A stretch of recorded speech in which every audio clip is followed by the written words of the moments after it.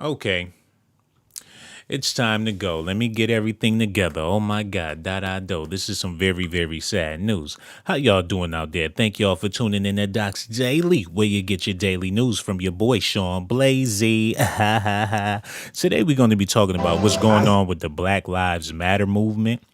Now, I try to stay out of politics, but when it comes to black folks, I'm always trying to see what's going on because I just so happen to be black. Now, I'm hearing that the founder of Black Lives Matter spent millions of dollars in homes in the suburbs and ain't give nothing back to the community. Now everybody up in arms, wondering how in the world did this ever happen and why this woman don't care about the people. So my question for y'all in the comment section is, do Black Lives matter? And does Black Lives Matter to black people? It seemed like the Black Lives Matter movement only want black lives to matter to people that's not black because we feel like they matter more than we matter. So do black lives really matter to black people? And if it don't, why should black lives matter to other people? Why is it and I ain't trying to preach to y'all, I'm just here to give y'all this information, but why is it that when something happened bad to a black person by another black person, Black Lives Matter ain't nowhere to be found? And why do people got to be robbing Foot Lockers, Little Caesars, every time something bad go down? You see people in the street going to get some nigga shit. Excuse my language, but I just got to be real with y'all. We're about to get into these exclusive docs. The phone number is on the screen. You can feel free to call in. Please answer the question that's on the screen in the comment section. Without further ado, we about to get into some highly classified documentation. So everybody stay tuned, clean out your ears. It's about to go down right now. I'm about to set it off with Candace Owens. She's speaking on what's going on with the founder of Black Lives Matter buying these $1 million homes. So y'all gonna have to give y'all opinion. Let's get into it, man. Candace Owens is the host of Candace. She joins us tonight. Candace, thanks so much for coming on. Maybe I'm being too soft, but anybody who can talk, America's woke corporate structure into sending close to $100 million on the basis of that lame rap kind of gets my respect in a way. She has my respect because she's unapologetic in her approach. She's telling you what she is. She's a Marxist. So Marxists steal money from other people and they enrich themselves Right. until the people that they stole from are poor. And so she has stolen money from other people on the pretext of a lie that is Black Lives Matter. And she's enriched herself and she's brought 4 homes. I mean, you have to kind of appreciate the honesty. She's not hiding by any means, And so, yeah, I tend to agree with you here. She's a communist through and through, and she's been unbelievably unapologetic in her approach. Hold on, wait a minute. Wait a minute. Candace Owens saying that I agree with this woman. I respect what she doing because she's a crook. She admitted, hold on, let me get this together. She said this woman is a crook. She admitted that she's a crook. And Candace Owens don't think that she did nothing wrong. Because if you willing to follow somebody talking about Black Lives Matter, and black lives clearly don't matter to this person, whose fault is that? Can you blame her or can you blame the people for following a movement that's so ridiculous? That's what Candace Owens had to say about it. Y'all gonna have to let me know what y'all got to say. Sharpton must be looking at this and saying, I've done this for 40 years. Where did I go wrong? I don't have a house in Topanga Canyon. Right, exactly right. It's completely ridiculous. Wait. You're right, the corporation. No, the white dude interviewing her, he looked like he had a birthday party. He got cake around his mouth. He is overjoyed that Candace Owens did something so stupid like that. He said, look, Al Sharpton been doing this for like 40 years. And he ain't got no house, no multi-million-dollar houses. He said Al Sharpton looking at the camera like, well, I could have did that. People giving her props because she got over on black people. Ain't that what everybody else do? She figured, hell, I might as well do it too. But not off of no Black Lives Matter movement. This is sad, y'all. Are standing behind her, which is incredibly interesting. And you pointed to something really important. These corporations that are pouring millions and millions of dollars into Black Lives Matter. And you're correct, they said we raised more than $90 million. How much more, we will never know, but $90 million, of which $21 million apparently went to, according to Black Lives Matter themselves, it went to building the black movement. Like, I don't even know what that means. $25 million going to building a black movement. Apparently, the black movement was Patrisse moving herself, a black woman moving herself into other areas of the communities of people that she claims are oppressing black Americans. Wait a minute, Joe. Now, this Candace Owens get a lot of flack from the black community, and I'm not saying that she shouldn't, because she on Fox News and she talking about black people. But is she talking bad about black people, or is she spitting facts?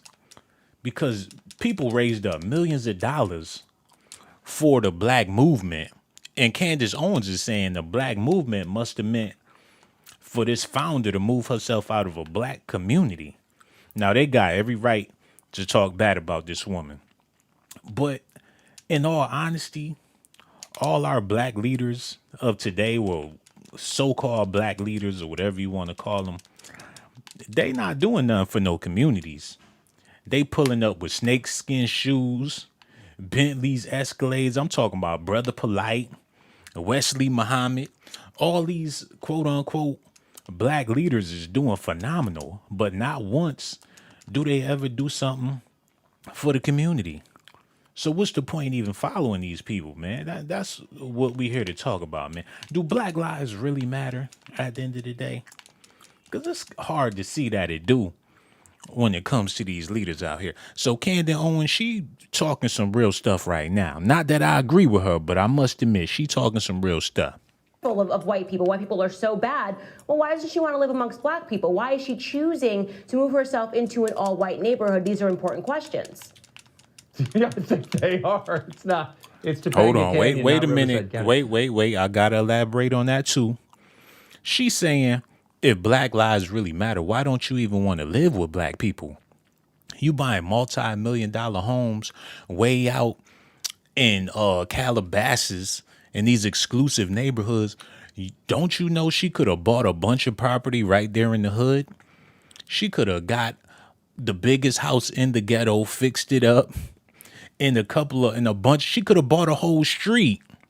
Matter of fact, she could have bought a whole neighborhood, fixed up them houses. So much stuff you can do with hundreds of millions of dollars. I'm talking a chain of grocery stores. She could have took that money and built a factory and employed black people selling something. But she took all that money and bought houses away from black people off of the Black Lives Matter movement, y'all. But then people want to dog her out, and I understand. But what about the Nation of Islam?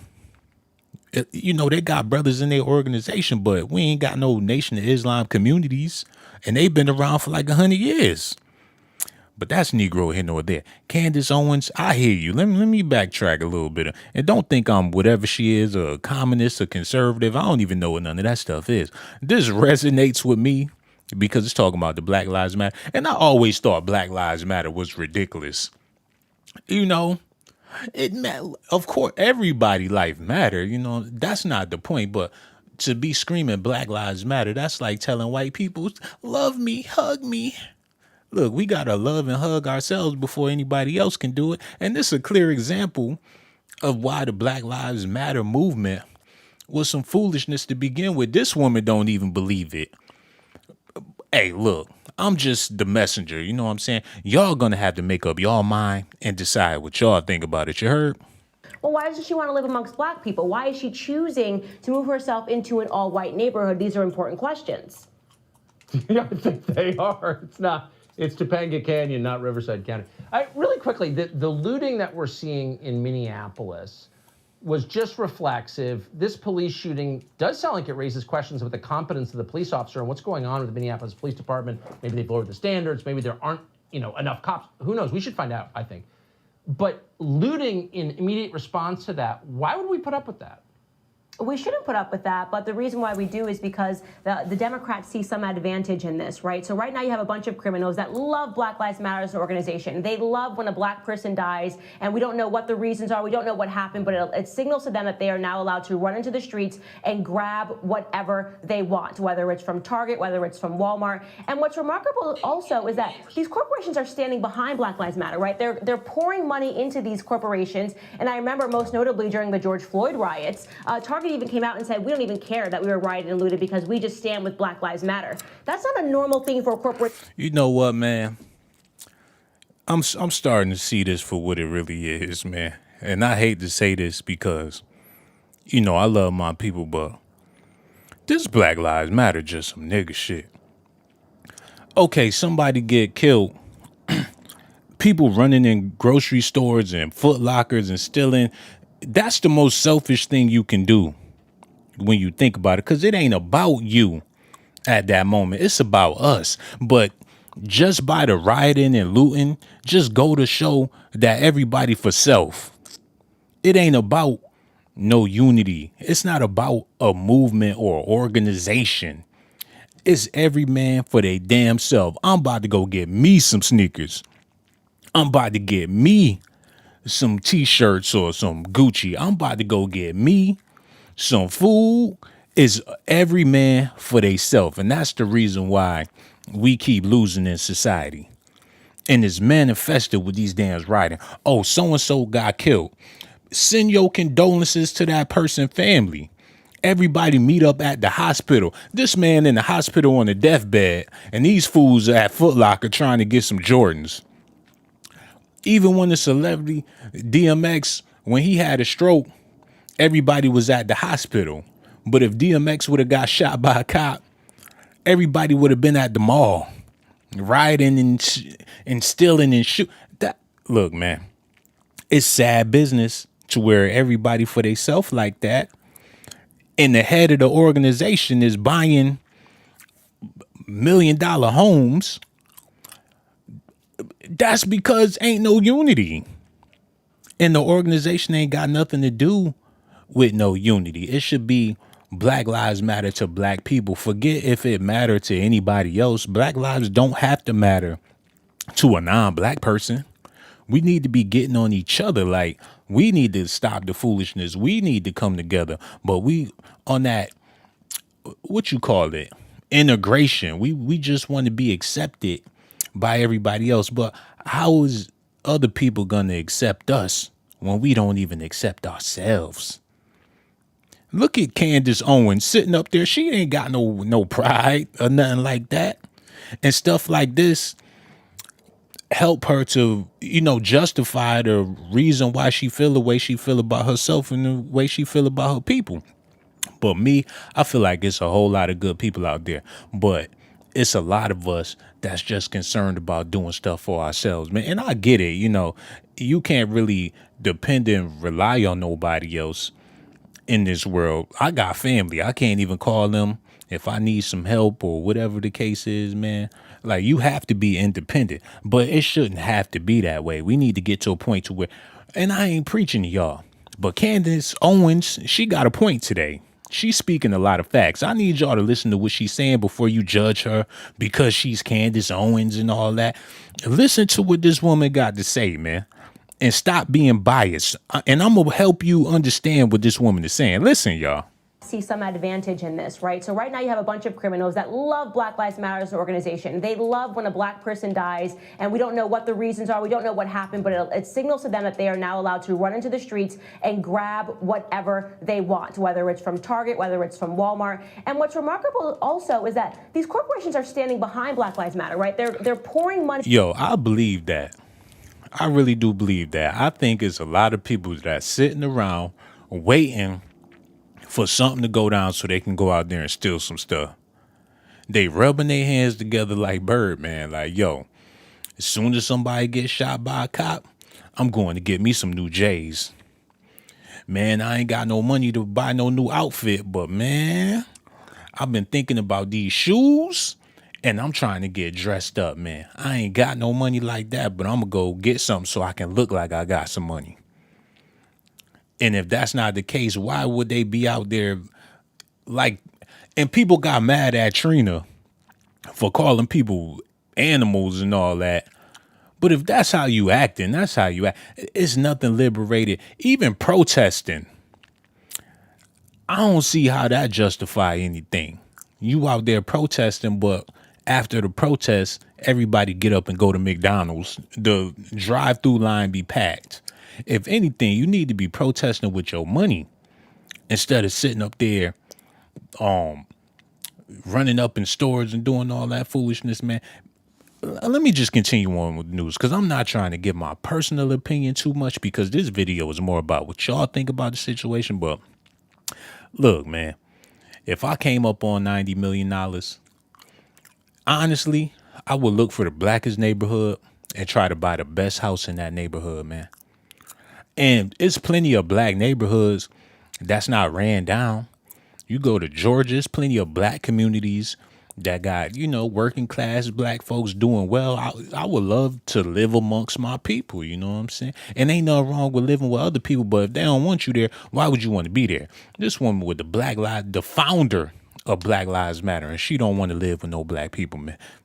It's a manifestation of our condition in the country, my brothers and sisters. Let's just get back into this news. Let me rewind that Candace Owens. She need to make a mixtape.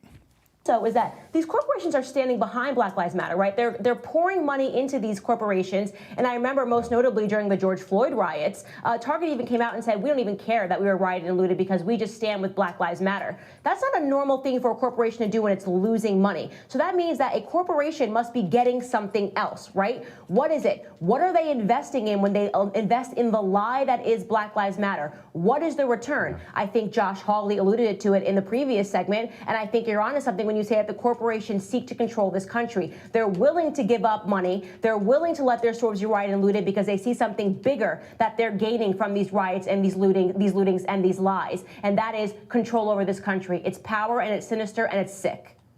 Yo, Candace Owens kept it a buck. Now, if you think she wasn't speaking the truth with what she just said, you just being biased because it's coming from Candace Owens. This woman just said that Target and all these companies that get looted and people going there and stealing their stuff, they don't care. Like, okay, come on, come steal this stuff. Come loot our stores. Come riot our stores. Because they know that you ain't never gonna get no liberation, no reparations, no justifications if you acting like that. That's like if you a parent and your child is acting up and slamming, opening the cabinets and, breaking the dishes, broke the TV, your child running around the house acting the fool, and you just sitting there smoking a cigarette like, go ahead, yeah, tear up the house. Because I know next time we go get some pizza, you ain't getting shit. Don't ask me for a motherfucking thing. I have no justifications in helping you progress. If that's how you want to act, you on your own. Now, if we act more civilized, didn't do all that looting and didn't do all that protesting, didn't do all that rioting, and people got together and said, look, man, we just ain't gonna buy nothing from Target. Look, we ain't even gonna buy nothing from Walmart. Everybody stop ordering stuff from Amazon. That's what we gonna do. No more fast food. We ain't ordering no pizzas, no nothing. We just gonna cook. Matter of fact, let's put this money together and start a farm. We gonna grow our own vegetables. That's how we gonna fight back. We ain't gonna be out in the street looking stupid and sweaty, holding up them picket signs like it's 1930.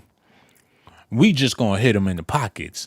Then all these corporations that y'all robbing and looting will be trying to put laws in place because they pockets will be hurting. Black folks ain't buying nothing no more. They ain't coming in here. Or our stocks are low. The revenue, we're starving without these people's support. Maybe we need to tell these cops to cool out so black people will start buying again. But your dumb ass do a whole protest and then you sitting up there in the Olive Garden with your whole family with the Black Lives Matter t-shirts on.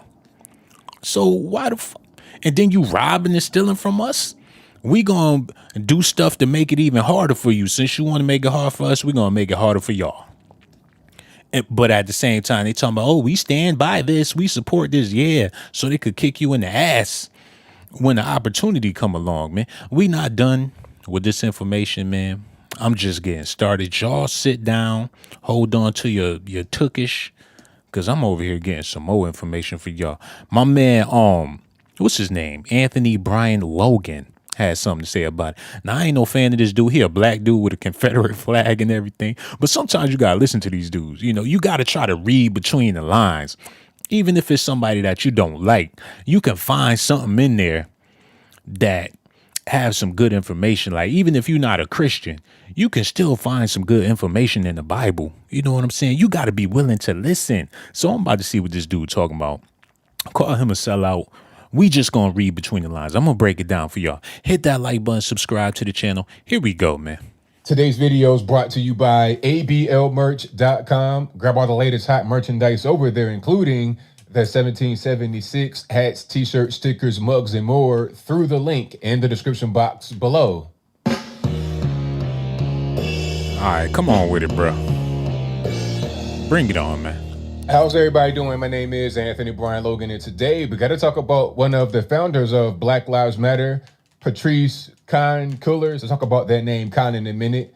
But Patrisse Cullors has purchased a $1.4 million home out there in Los Angeles. To be specific, she's in Topanga Canyon. This is like right in between Calabasas, which is where Kim Kardashian and Kanye West lived in their, $30 million, $60 million mansion in Malibu. So you're right there between Calabasas, Malibu, and the hills of Los Angeles. All right. Now, my question is, how does this quote unquote activist afford a $1.4 million estate? It's not even in her name. It's in the name of her quote unquote corporate entity. Which corporate entity is that? Okay. How is it funded? Is it funded through Black Lives Matter, going through the United States, tearing stuff up, destroying businesses, destroying lives, destroying people, burning things down to the ground? Is it built off of that money? That's what it appears to be to me. Now, before I even go down the rabbit hole, let's get into a little bit of this. If you've not seen Patrisse Cullors, I need to give you a refresher because I think you have seen it, but you may have forgotten. Now, here's one story I covered a while back. Remember this? Remember this right here with the wings? This person in this fat suit, she's not nude. I'm not sure if that's a fat suit or whatever. Okay, this dude, I don't know what he getting at. I think he warming it up for something real quick. But by the sounds of things, this woman bought a house out there with... She living with the stars. You know what I'm saying? She out there with the celebrities. Kanye West, Jay-Z is her neighbors. It's not like she got an album out. It's not like she's an actress. It's not like she has her own hairline products or something, or she a successful black businesswoman or none of that. She's living off of the people. And that's the worst thing you could possibly do, man. Especially the condition of black people in this country. And you got the audacity to, but you know, we see it all the time. Even with black owned businesses, and we barely have those, but even with the ones we do have, a lot of black owned businesses, they treat you so bad when you come in their establishments because they think they better than you because we got a business. They confrontational with your ass. I'm the owner, or I'm the owner's niece. What you want?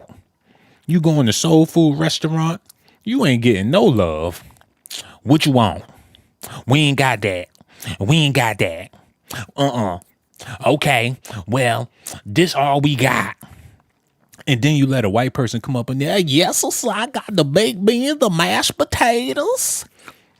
And if you selling canned goods at your restaurant, you really ain't got no respect for the people. And these same people that own the black owned businesses, they 9 times out of 10, they don't live in no black neighborhood, man. They the only black person on their street. Good morning, Marge. They don't give a fuck about no Black Lives Matter. But my question for y'all is, who do Black lives really matter to? Because the hood would be the neighborhood if Black people really felt like Black lives matter. Now, the gentrification that's going on, I think it's sad that they raising the rent up everywhere. People can't afford nowhere to live.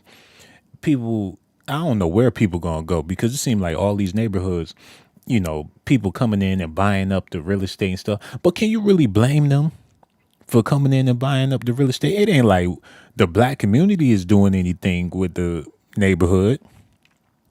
It ain't like we organized and, fixed up and built up the neighborhood for ourselves. So can you blame some? That's like if you at the lunch table and you got some pizza, you don't want to eat your pizza.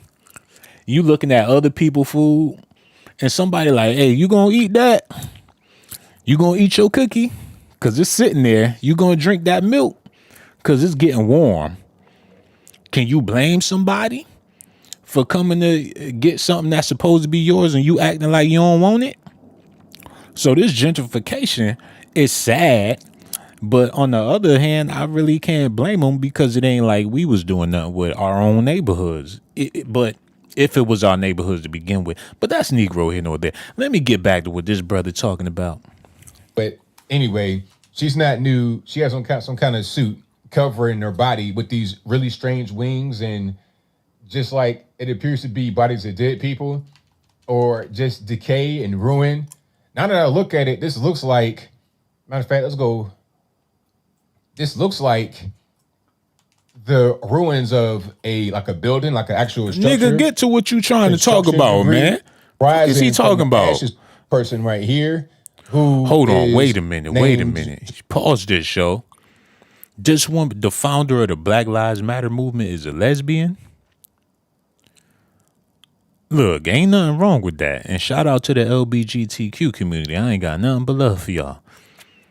But how Black Lives Matter? If anything, people in the LGBTQ put LGBTQ before their nationality when they black. Black people in the that rep that flag and everything, they put their sexuality first. A lot of times. I'm not saying all the time. But a lot of times, first they LGBT and then they black after that. So if she's in that group, black that's at the bottom of her list. You know what I'm saying? First it's I'm a woman. Then it's I'm a feminist. Then it's I'm a lesbian. Then it's I'm a Christian. And then I'm a vegetarian. It's a whole bunch of stuff that come before being black. So I could see why she's sitting up here with a beautiful young lady with a brush cut. I mean, this girl, she a fine ass lady of a man of a lady.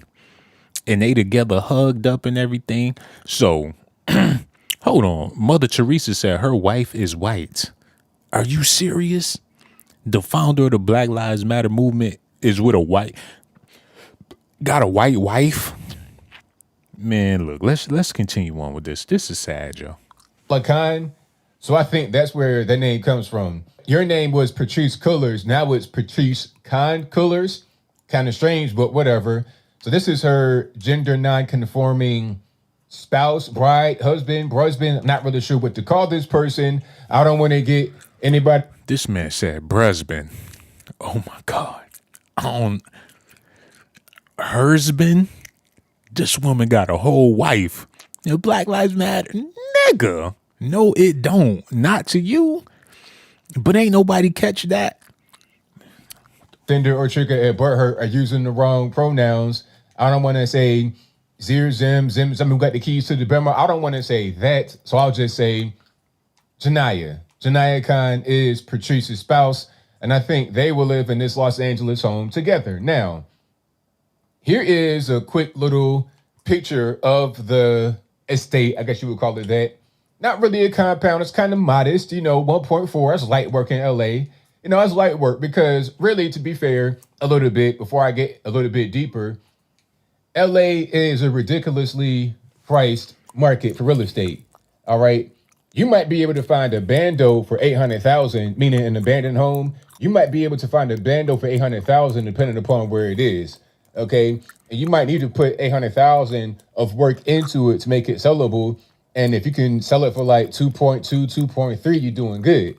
All right, so 1.4 is not that bad, but if it's all about, power to the people, blackity black, woke back to Africa, all this and that. And the third, maybe don't live in Malibu, Calabasas, Beverly Hills. Maybe don't live there. No, see, bro, I don't agree. I don't want to listen to this dude no more.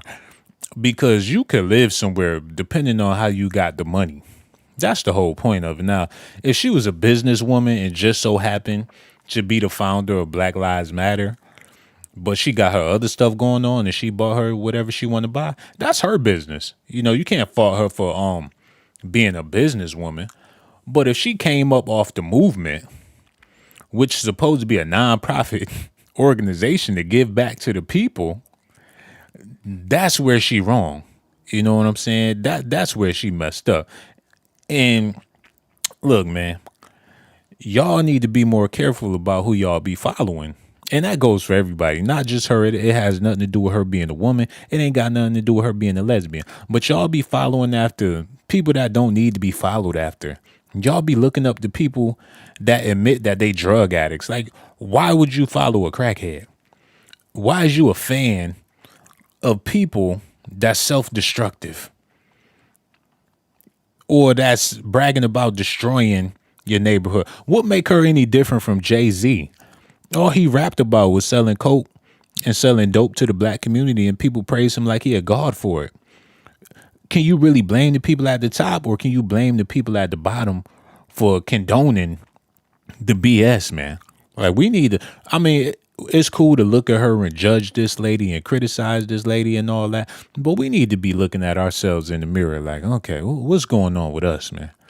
With your everyday regular people? Because if your everyday regular black person was put in a position, 9 times out of 10, they would probably do the same thing too. And you would say you wouldn't do it until you got that 100 milli in the till you got that 100 milli in the bank.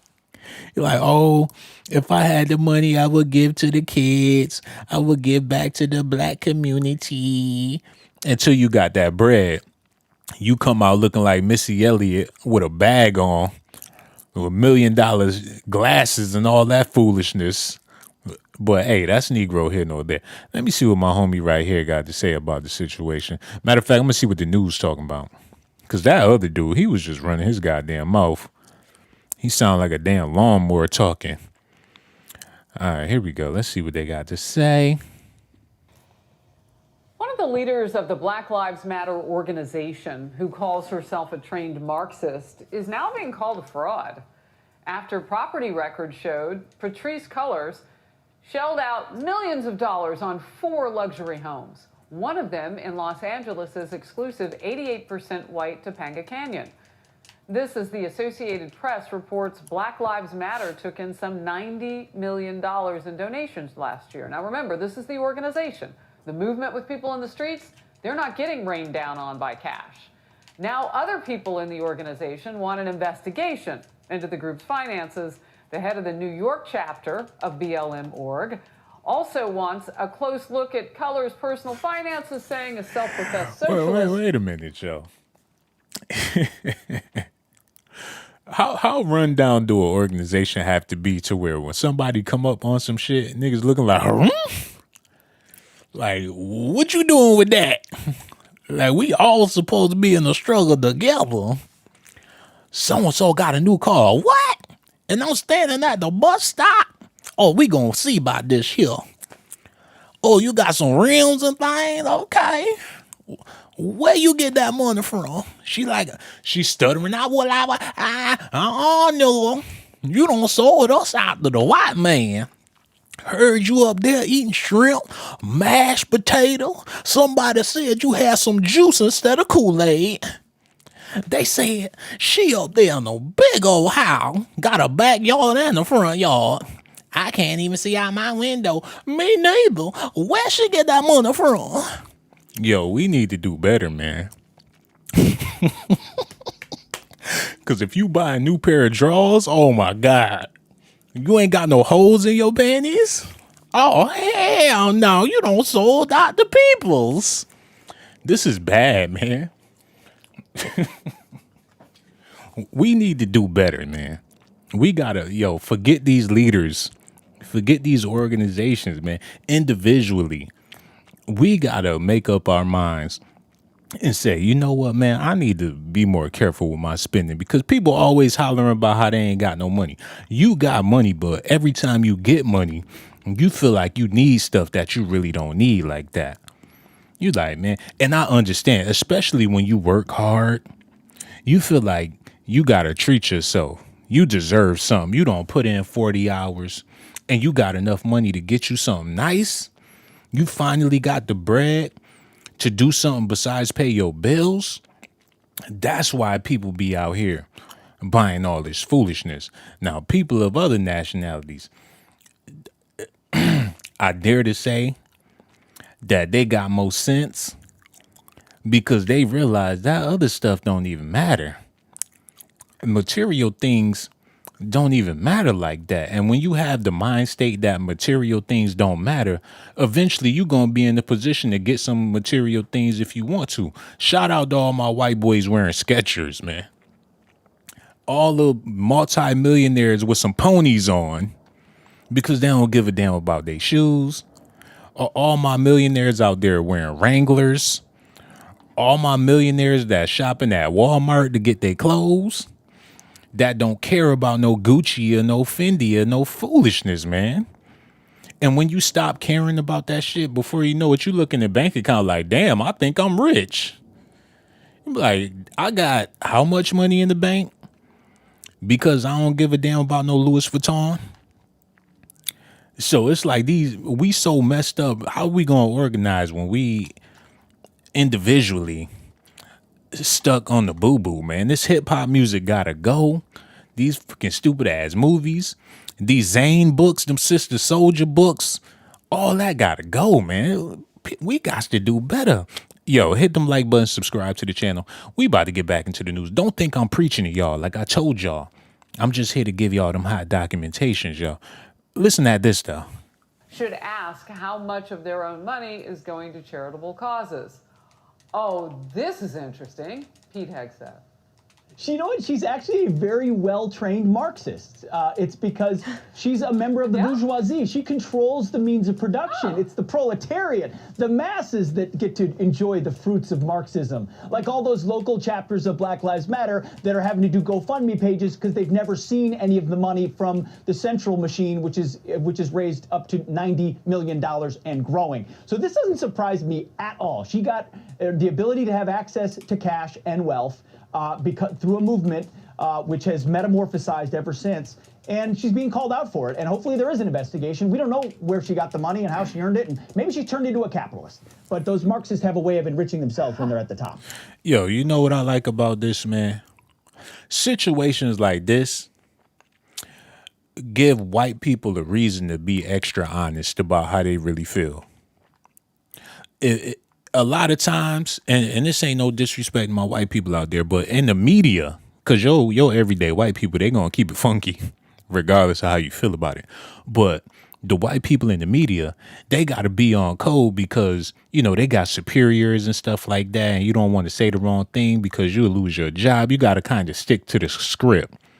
But when situations like this happen, they can just freestyle off the top of the dome how they really feel because you can use logic that anybody can understand when a female of a black organization is scamming people out of millions of dollars.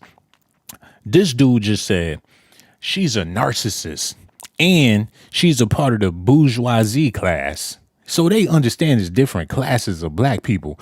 And the black people up at the media, they bourgeoisie.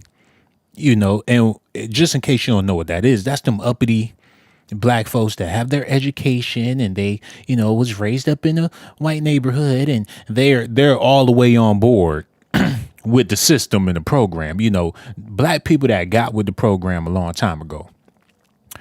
And with that being said, the founder of the Black Lives Matter movement, she been got with the program a long time ago. She understand what she's doing and how she can capitalize off of the situation. But everybody within a business or an organization is an opportunist, because in order to get something started, you got to have an opportunity to do something.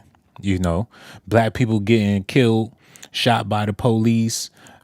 Now is our opportunity to get something out of this.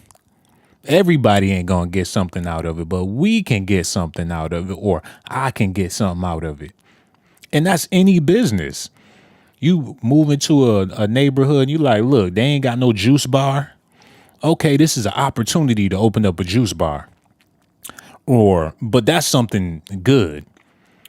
So, I mean, she's just doing what we allow her to do. Our condition as blacks in America is so horrible. Any and everybody can capitalize off of us with just a little bit of planning. People from other countries come over to America to capitalize off of the black people in America, or to get over on the black people in America, because we thinking that we included when we're not. Nobody's included. You know what I'm saying? America is a place to where nobody's included in anything unless you make your own way. You have to include yourself. Nobody's going to include you. It's like, if, you know, like back in the day in elementary school in gym, and I ain't trying to drag this out, but have you ever been in a situation where there's a team captain, he got to pick his teammates to be on his team, and the person that get picked last, they feel bad because they got picked last? You have to elect yourself. You can't be sitting around waiting for somebody to pick you. You got to step up and be your own damn boss. So when people from other countries come over to America, they not coming over here looking for no handout. They not like, oh, we want to be accepted in black society. We want you, not black society, but we want to be accepted in American society. You got to create your own lane. That's why you got Chinatowns. You got little Italy. You got Indian people got their own thing going on. You can't be sitting around waiting for white people to put their arms around you. You got to do that for yourself. So can you really blame white folks for not wanting nothing to do with your ass? If you not willing to accept you, why would we be willing to accept you? How you gonna love somebody that don't even love theyself, man? Black lives matter. Do black lives matter to black people? That's the question of the video. I probably said too much. You know what I'm saying? I'm just elaborating on what's going on in the world today. But let's continue on with this, man. You know, Kennedy, I make such a point of saying that the movement versus the organization, right? Because we know that the organization's funded. Mind you, the lady that's talking right now is a black woman. She sound white. She the only black one up there. You know, she look black, but, you know, but who knows? She probably is aware of who she is. I'm not trying to judge her, but just to let y'all know, the woman that's about to be talking, she's a black woman. Kennedy, I make such a point of saying that the movement versus the organization, right? Because we know that the organization's fundraising, they're doing all sorts of things, and we don't have eyes on that money. And as Pete says, maybe it's a good idea, not just because of the house buying, but just in general, since there's so many promises made to the people in the streets. But they're, you know, it's not like they're members. They're just in the streets because they want social justice. So what do you think they need to know about this situation? That the people, that, you know, and obviously it's important to make that. Wait a minute, yo. People in the street because they want social justice. How about you give yourself some justice? You know? Forget somebody else giving you justice. You got to justify your goddamn self. And that's something that we have yet to do. You know, we always want to be included. We don't got our own holidays. We ain't got our own nothing. We ain't got our own culture. We ain't got... Soul food is not nothing cultural. Anybody can make macaroni and cheese. Not like how we do it, though, but macaroni and cheese is for the taking. Everybody eat macaroni and cheese. Collard greens, it ain't no twist to it that make it cultural for us. We have no tradition. We have no sense of history or self pride. It be niggas out there wearing all green on St. Patty's Day. It's St. Patrick's Day, and your black ass got on a whole bunch of green. You got black folks celebrating Cinco de Mayo, but don't do nothing for Kwanzaa. How can you? That's like an Italian person only listening to reggae and don't know nothing about no opera. An Italian person eating soul food all day, every day, but don't even know how to make spaghetti. What type of shit is? What type of mixed up psychological BS is that? So this woman come up on $100 million and she like, these people don't know what to do with this money. I might as well buy me some houses because these fools ignorant. I mean, oh my God, that I do. Let's just get back to this news though. Let me run that back a little bit. In the streets because they want social justice. So what do you think they need to know about the situation? That the people, that, and obviously it's important to make that differentiation. I'm glad you did, because there are people for whom the phrase Black Lives Matter resonates. It means something to them, and it is a cause worth fighting for. There are other people who are really, really good at marketing, and it's funny that they call themselves socialists because they're really hyper-capitalists. And, again, I love capitalism. And I'll go ahead and give her the benefit of the doubt. I have no idea how much they paid in taxes, if they paid any money in taxes, if they're a 501c3. But let's say she made her money in GameStop and Bitcoin. And if that's the case, and she participated in the thriving aspects of the free market economy that have not been tamped down by the federal government, then good for her. Real estate. Yo, that lady just said exactly what I was saying earlier. If she got that money off of her own personal investments, or she got a business venture on the side, then go ahead and spend your money, man. But if you talking about you trying to give back to the people and you trying to do something for black folks and you don't bought you a multi-million-dollar home, then you dead wrong for that. So look, like I told y'all, when put in situations like this, everybody in the media could just be flat out honest about how they feel, Always a great investment. So in that respect, I'm very, very proud of her. I just want to dip my toe in the water real gently here in the river of hypocrisy. Can we? Just for a moment. I'll put my flip-flop back on in a second. Kaylee, I'm just wondering, you're talking about social justice, particularly for people of color.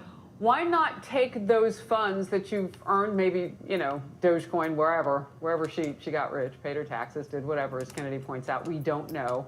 But why not take that back to a neighborhood of color or a neighborhood where, you can be among the people? I don't know. I'm just simply asking the question. You can live wherever you want, but you're preaching something different.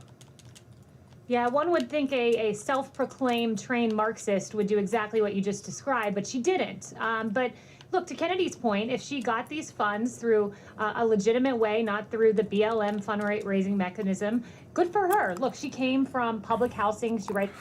Hold on, she came from public house. Look, man. Okay, let me explain something to y'all. Just in case y'all don't. How you doing, Butter Pecan? Bad girl Marie. Cookie dough, I see you, baby. But let me explain something to y'all, man. Now y'all heard about the Great Migration, where when black people was moving to the north and moving to the West Coast and stuff, they got a show on Amazon Prime called Them.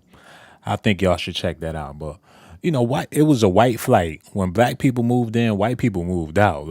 And black people was moving to these neighborhoods to be with white people, to live with white people, because they felt like that was better than living with ourselves. I mean, black people from all across the South was branching out to move into these white neighborhoods.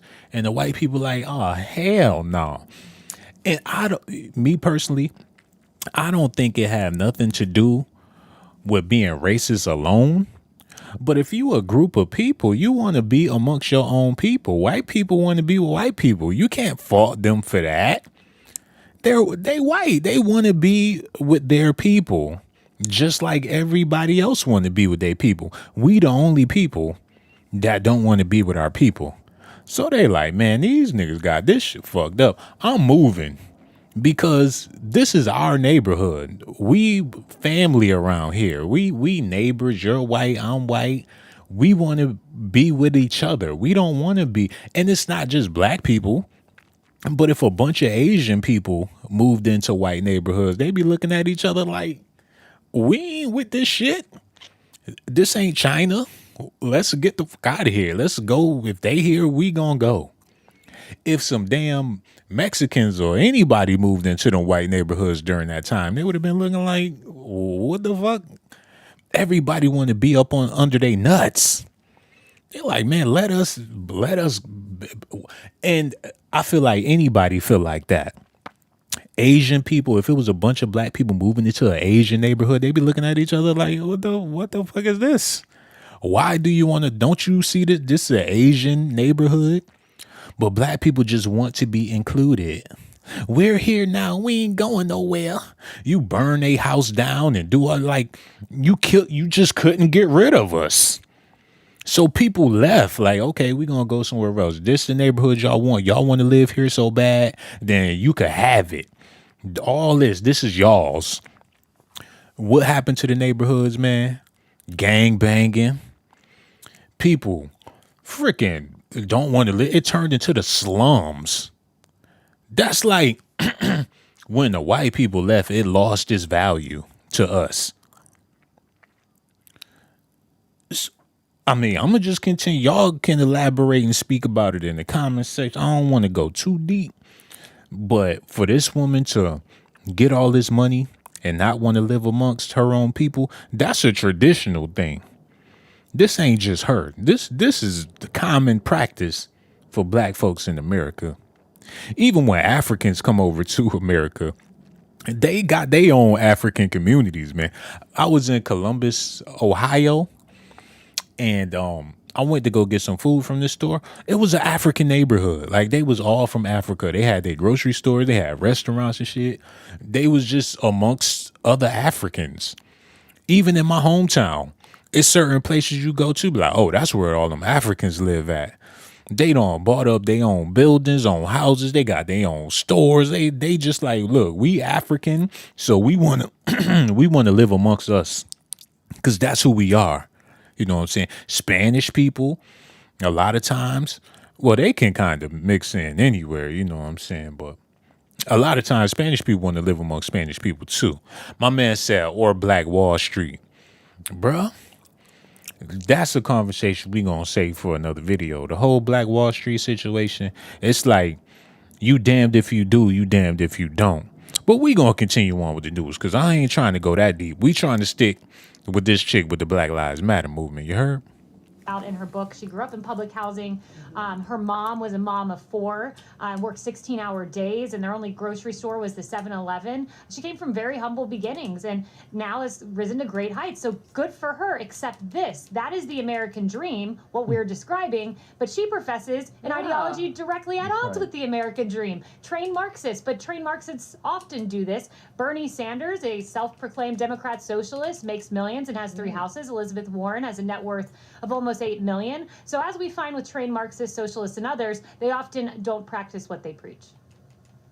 Yeah, you know, I guess I just see it as a missed opportunity, Emily. She should be, or could be, I shouldn't say should be, this is not about the judgment, but she could be, you know, lifting others up and teaching them how to do exactly what she did. Pulling them out of poverty so that when things happen, they don't have to loot and break things. They actually have a future that they can participate in and lift themselves up, and then challenge a justice system to treat them better. Right. There is nothing wrong with using. Now, she ain't got no right speaking like that as a white person, what she just said. Pull them out of poverty and they can lift themselves up. If the system wasn't so jacked up, you know what I'm saying? Back to what my man said about Black Wall Street and Harlem and places like that. If the system wasn't so jacked up, then, you know, black people will have a opportunity to really do for self like that. So it's not just black folks alone. The system has a whole lot to do with it. But showing your ass is not going to fix anything. You know what I'm saying? You looting and robbing and stealing, that ain't the way you go about this, man. You gotta hit them in the pockets. Kimberly said, don't forget to like. Yeah, don't forget to hit that like button, y'all. We gonna have to figure out another form of protest, man. But you know what's holding us back, in all honesty? The entertainment industry. That's what was holding us back for the longest. Entertainment. I'm talking about way back when entertainment got popping with the minstrel shows and shit. That give black people a low self-esteem. Like, damn, the TV, television, all this stuff gives you low self-esteem and feel like you ain't gonna be able to accomplish nothing. I'm talking R&B music, hip-hop. Now we got social media, and that's the killer.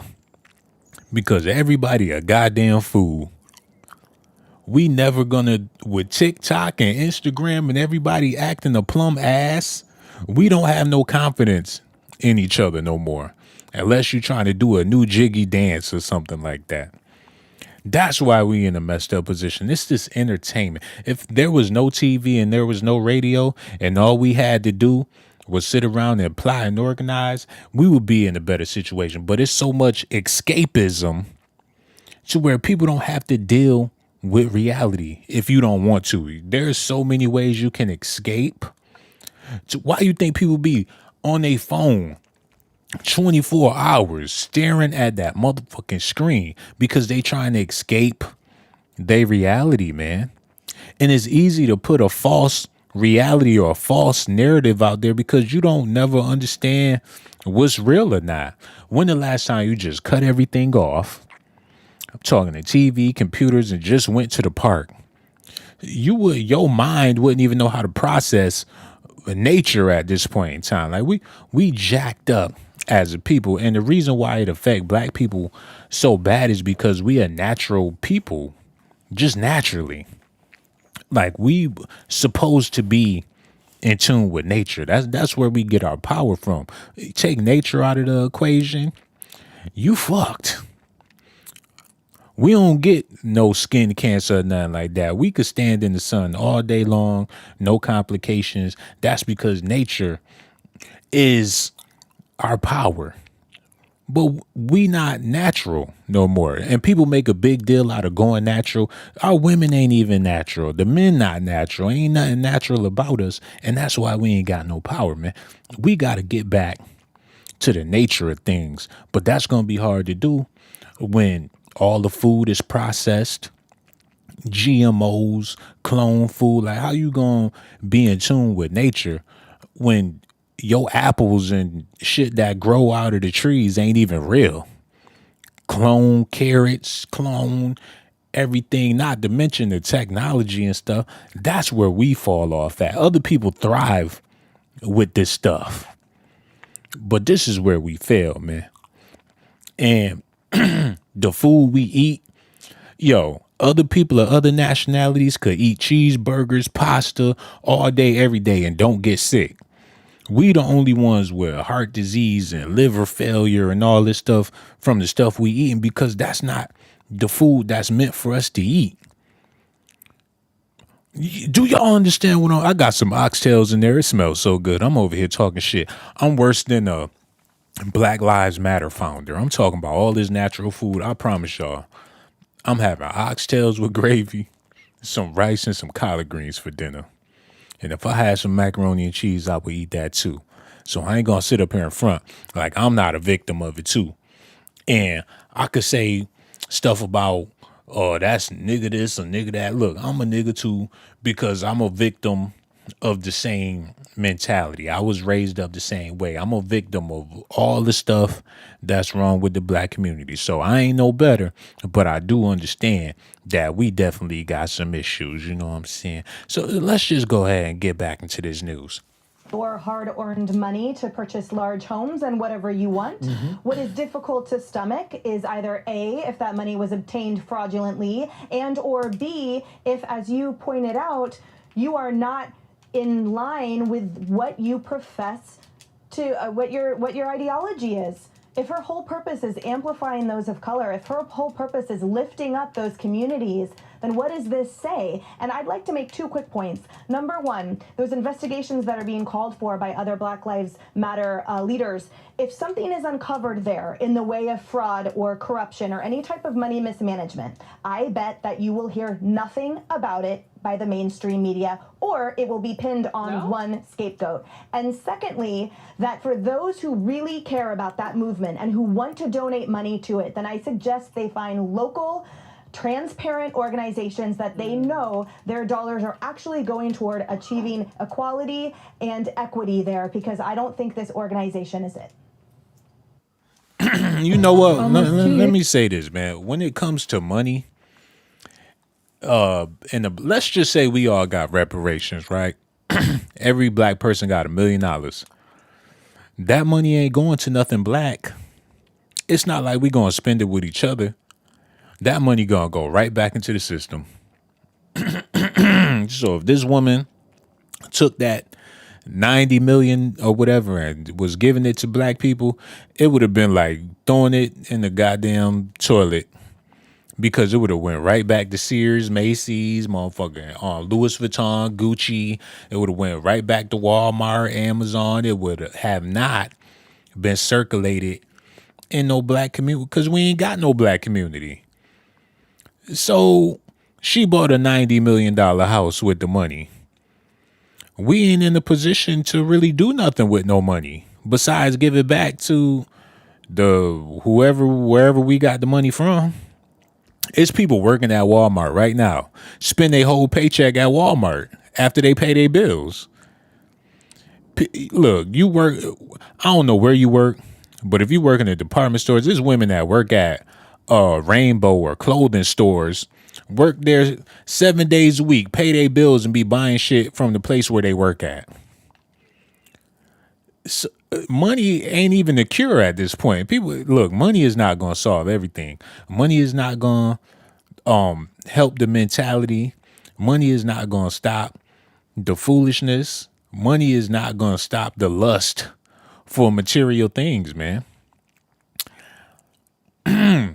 I think that with all this stuff going on with the Black Lives Matter, this could be a good thing or a bad thing, man. I think a lot of people is going to wake up from this and be like, okay, we can't trust these organizations or these people screaming, you know, the black unity and we need to do this and we need to do that. It's going to have to start with everybody individually. You know what I'm saying? I don't know all the answers, but something got to give. Let's get back into some more of this news, because y'all need to hear this. I got more stuff for y'all. Stay tuned, man. Oh my God, Listen at this, y'all.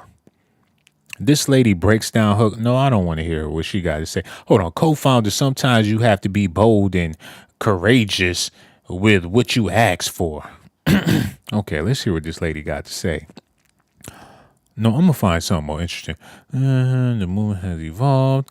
Why rich blacks don't live with blacks. Okay, let me see what this brother talking about. Y'all stay tuned. Hey, everyone. Y'all stay tuned. We about to see what this man got to say. His name is Demcad, and he's a YouTuber. Black people who don't want to live in black neighborhoods.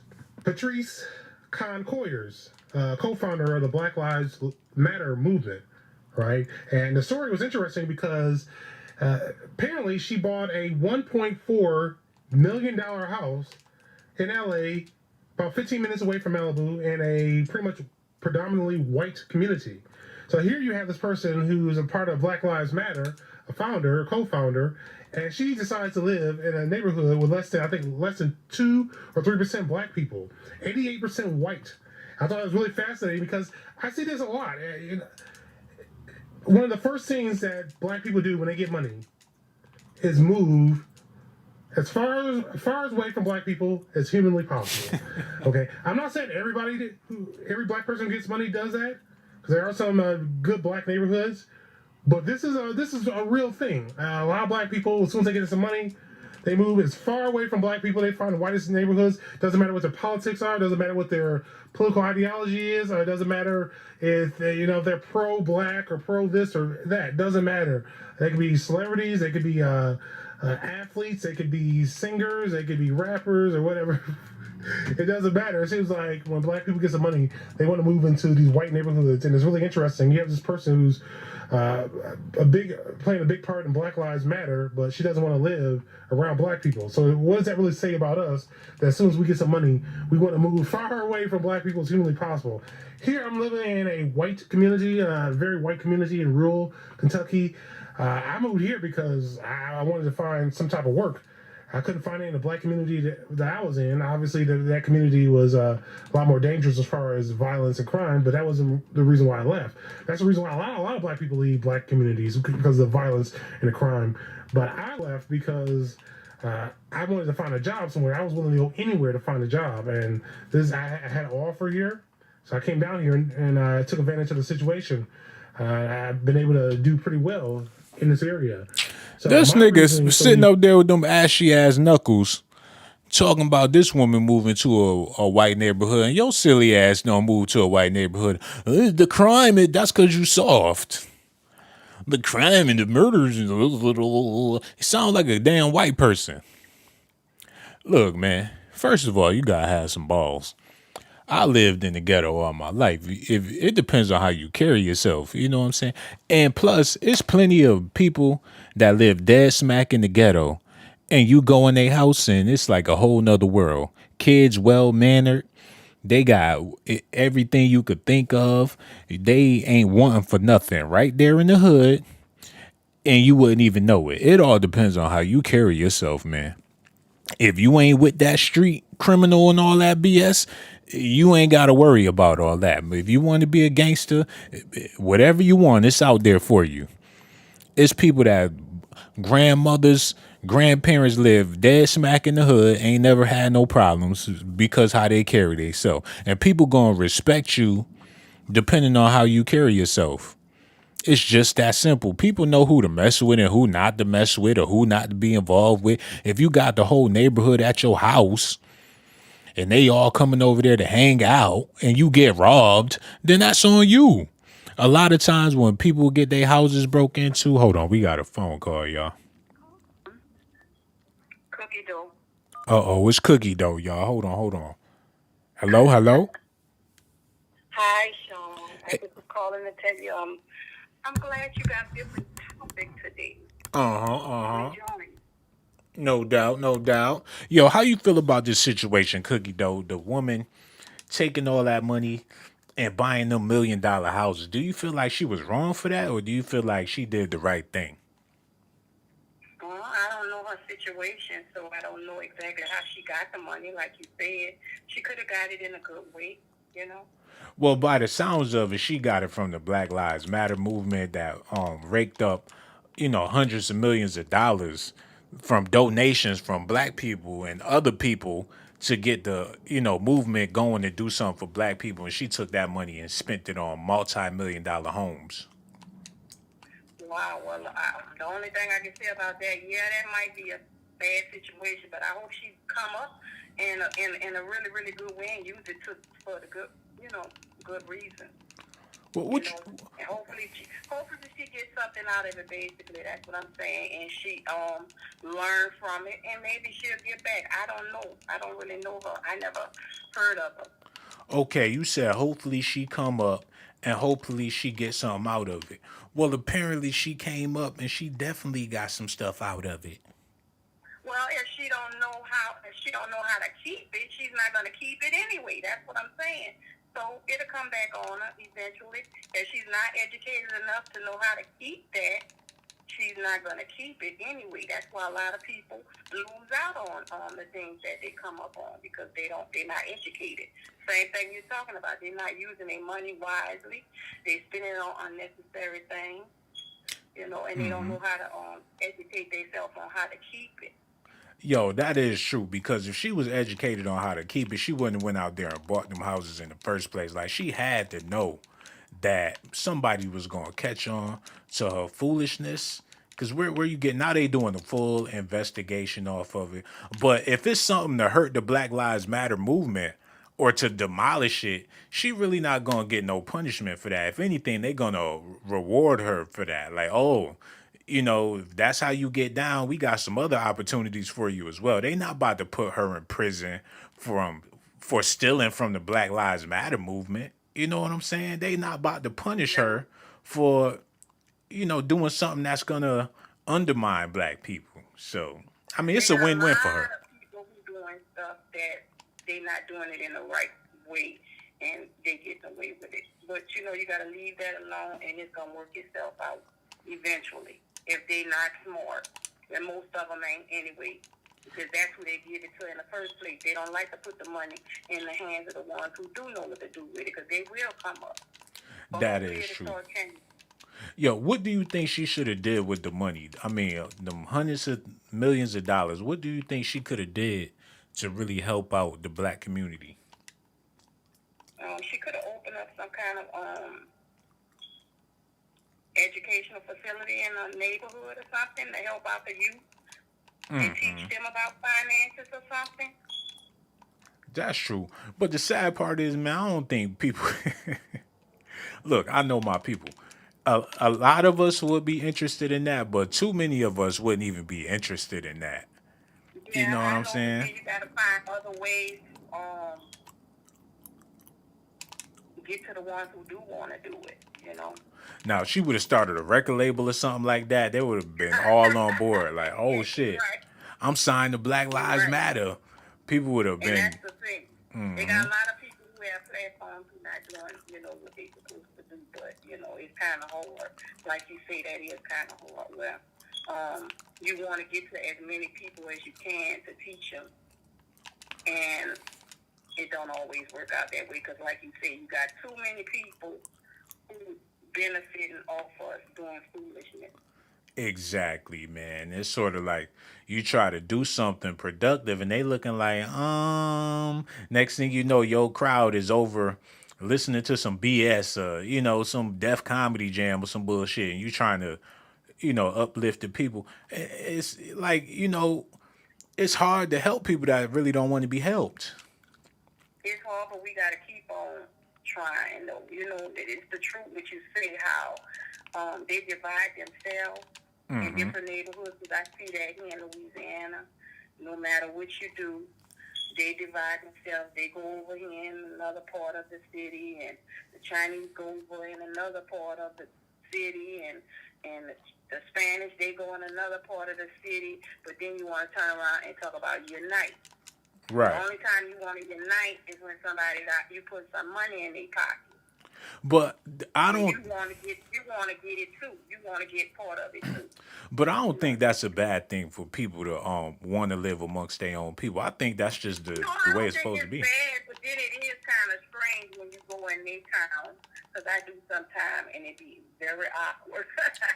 That's because they don't want you there. Like, it's for them. And I don't really blame them for that. Because I go spend my money anywhere, helping everyone. See, that's where people mess up, though.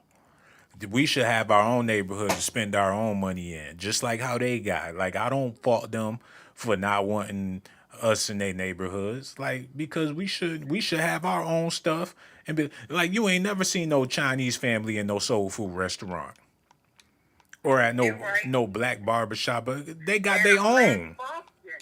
At Mardi Gras. The only time they had Mardi Gras, and that's like a big thing here. And it's like you don't even see them in the crowd hardly unless they out there making money off of it. They not gonna be out there at all. Exactly. And you know what? It ain't So nothing. I understand what you're saying.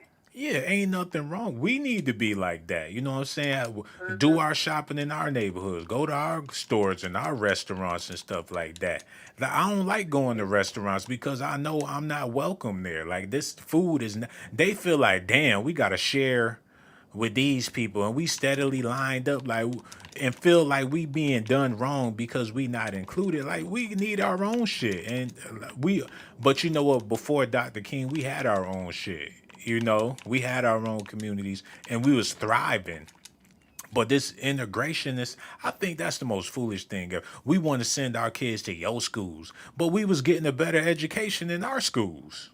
It's not like back in the day, black teachers would whoop your ass if you was out of line. Like, you had to learn. You couldn't be sitting in class not learning, sitting in the back of the class, acting the fool, them teachers will whoop your ass.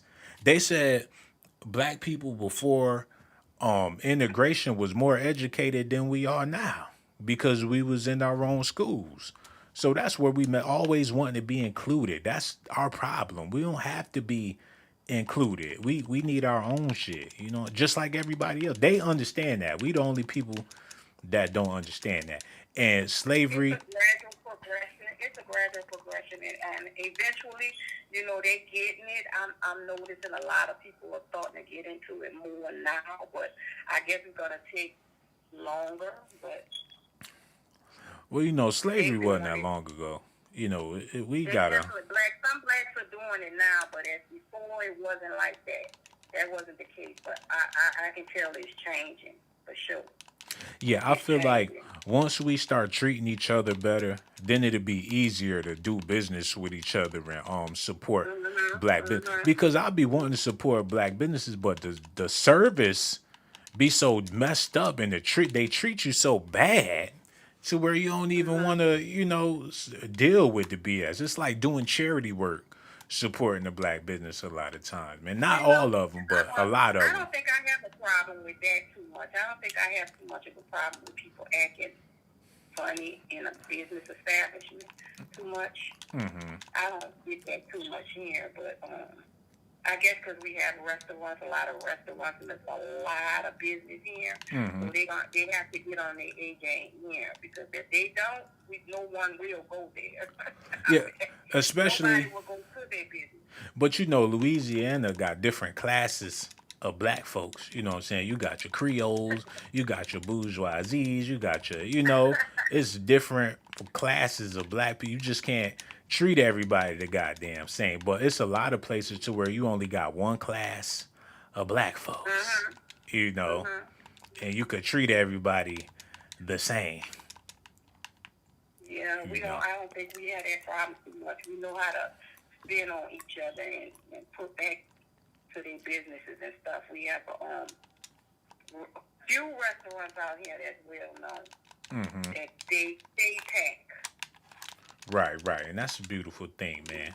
But we got to branch out from the restaurant. I was on Amazon and they had something talking about support black businesses. Tell me why I clicked on the link and all they had was shea butter, fucking cocoa butter, lip gloss, and that's the only thing we got to offer, Yeah. Incense and body butters and odors and shit. Like you say, think big and go bigger. Right.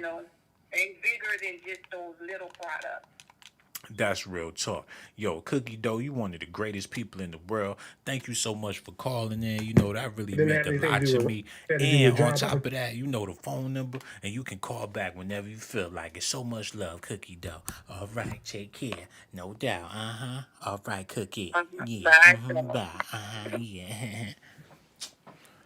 Oh, excuse me. Yo, she was spitting straight facts. Cookie Dough, is she willing to think, through stuff? She not really trying to think too hard. She just got a good heart, you know what I'm saying? That's why I respect that sister like that. And it's a lot of us like that. Just got good hearts and just want to, the best for everybody. But unfortunately, it really don't work like that. You got to kind of be cold when it come to your money. You need to be ice cold when it come to your money. Y'all be in these businesses spending y'all money and they don't even tell you thank you. And you don't care. I just spent $1,000 and you ain't treating me like I'm a fucking human being. You hand me my bag and give me my receipt and don't give me no nothing. I got a problem with that. If I spend some money with you, you need to be kissing my ass. Basically, if I'm giving you my business, you need to be treating me like I'm the goddamn Pope. And I don't care if you putting on an act. Y'all be going to places and they give you the worst service ever and it bounce off y'all like it ain't nothing. I ain't like that. I don't give a damn if I'm in the grocery store and the lady at the register don't speak to me. I'm offended. And don't give me a half-ass hello. You see all these goddamn groceries and this business that I'm about to be giving you, you better bow down and call me massa. Because I'm doing you a favor. If it weren't for me, you wouldn't have no goddamn business. Hello, how are you? And I'm quick to say, I'm fine. And you? Oh, I'm fine. Did you find everything okay? I sure did. Even got some of this. Oh, that looks good. Yeah, I'm going to go ahead and cook this with my steak tonight. And you know, there's another recipe that you should try. Oh, really? Yeah. Your total is $99.99. Okay, cash or credit? I'm going to pay credit. Oh, thank you so much. Here's your receipt and have a great day. I'm like, you know what? I'll be back tomorrow. And this the only store I'm coming to. And I'm going to put everybody in my family on with this grocery store. And when I get paid, even if I don't need nothing, I'm going to come by and get a little something because they treat me like I'm a goddamn human being up in this piece. I'm going to ride or die. I'm going to have the t-shirt for the store. I'm on their website looking for merchandise because they talk to me and treat me like I got some damn sense. And I ain't got no problem with spending my money with these people. But y'all go to the store and them people don't even open a goddamn mouth, ring up your groceries, don't even tell you the total, just be looking at you like, what you gonna do? Swipe your card, they hand you your receipt, and then the white person behind you, they be like, hello, sir, how you doing? He be like, whatever, just ring up my shit. Did you find everything okay? And while you getting your groceries, she kissing his white ass.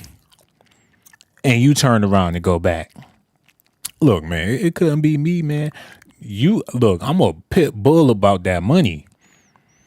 Going to an Asian restaurant and you ain't treating me right, and you talking to me, and you slam my food up on the counter, and you was a soy sauce, duck sauce, and I pay, and you just next. It ain't gonna work for me. I ain't gonna be able to do this. You gonna have to, when I come in the door, you gonna have to do the butterfly, one of them 1990 dances in order to get my service again. Y'all need to be like that too. Cause y'all be getting disrespected when they don't even want you there. You've been going to the same restaurant and they treat you like, and then be sitting up there complaining about the service. I hate being at a restaurant and it's a group of sisters or something and they complaining with the waitress. I would like to see your manager. The manager come over there. What's the problem, man? Well, we ordered this, that, and the third, and they act like they ain't want to give me. And then I asked for that. That's because we don't want you here. Whenever somebody giving you bad service, they hoping that you take a hint. I remember one time I was dealing with this chick or whatever, and she was like, oh, I work next to this Indian restaurant and the food is so amazing. Maybe we should go get some Indian food. I can order some takeout. I'm like, okay. I went up in the Indian restaurant to get the food. Everybody from the kitchen was out there with their hand on their hips, standing there like, what the fuck you doing in here? I'm like, I got to pick up for Sean. He's like, that'll be so-and-so and so-and-so. I'm like, man, take this money. I ain't even want to come up in here, man. Take this money. And then the dude, he took my money and he snatched it out of my hand and rolled his eyes. Ain't say have a nice day or none of that. And then open up the food. The order was all messed up. We ain't order this. We ain't order that. Where is the naan bread? They ain't put this in the bag. They ain't do this. They ain't do that. And I'm thinking to myself, the reason why they did all that is because they don't want you coming there. They know they messed the order up on purpose. They just don't want no niggas eating at their restaurants. And that is absolutely fine with me. If you don't want me there, I don't want to be there. If it's a neighborhood and they don't want me living in their neighborhood, I don't want to live in your neighborhood if you don't want me here. But so many of us don't care if you're not wanted. Don't care if your service not wanted. I just want to be included. Everything is everything. Everything is for everybody. No, it's not. Build your own shit. And then You go to a black restaurant, they act like they don't want you there neither, especially them Jamaican restaurants. Look, I can go on and on, but let's see what this brother talking about. Yo, I need y'all to hit that like button, subscribe to the channel, also hit that notification button, y'all. Hold up. Turn this up. YouTube community. Y'all, I want to share something with you real briefly. You know, it's Sunday afternoon, and I wasn't going to even make this video. But I felt compelled to because I just did a message. Literally, just did a message this morning talking about political and social pressure that we're under. You know, I'm sitting out here and it's a beautiful day. I'm enjoying my backyard. And an article comes across my feed and I gotta comment on this. I didn't want to, but I need to. One of the Black Lives Matter co-founders, her name is Patrisse. I don't know how to pronounce her last name. But she's trending right now. She's making headlines, y'all. And guess why? She bought a house, a $1.4 million house, and it's questioning, the issue is, okay, where'd the money come from to buy this house? But a $1.4 million house, she bought it in a predominantly white or all white community. Now, here's the thing. I get it. I understand, because I tried to tell, don't take my word for it. Go back and watch a lot of my messages. I have tried to tell people that, it's not what you think. And all last year, we were constantly told that this country is racist. And, we were constantly told we're dealing with systemic racism. And what I simply said was, look, y'all, it's not like that. It's not as bad as, it was made out to be last year during an election year to play on the emotions of black people to get our vote. It's not as bad as people have made it. Look, I get it. Now let me say this. I'm all about making money, make your money. I'm all about everybody coming up. I've always said that. I've always said, I believe it's the Lord's will that we all do good, that we all have what we need to do, what we want to do, and what we desire to do. So I'm not hating on the money. I'm not even hating on where she bought her house at. What I have a problem with is the hypocrisy to tell us and to go out and to make money off of the issues that plague the black community, and yet not do anything productive or not do anything that will help the black community. This is the hypocrisy, y'all. These are the lies that they continue to play off and to feed off in the black community. And we got to do better. That's why I told you I don't have no faith in Democrat Party or the Republican Party, because I'm a believer. I love the Lord Jesus, and I can see where I can see where I just have issues on both sides, but nonetheless, there's some. I don't even want to get into that. What I want to talk about again is just the hypocrisy to go and purchase a house in a predominantly white community, which I get it. I understand. I don't have a problem with white people. I've told y'all I have a lot of friends. A lot of my closest friends are white. And I told y'all that black and white are doing life together. People are doing life together. The black and whites are struggling together. Their kids are growing up together. Yo, there are a lot. Pause that. I have a lot of white friends, which is cool. The blacks and whites are struggling together. Oh, so that's the only time we cool is when we struggling together? Why not prosper together? You know what I'm saying? Po blacks love being friends with po whites. But I bet your po black ass ain't got no rich white friends. You know what I'm saying? That's just facts. And I'm all about unity. Like I said, I don't have a problem with no group of people. But with this situation, black people don't want to argue about the money. They want to argue about the neighborhood and was she right for moving out with them white folks. You see how we obsessed with white. We don't care nothing about no money.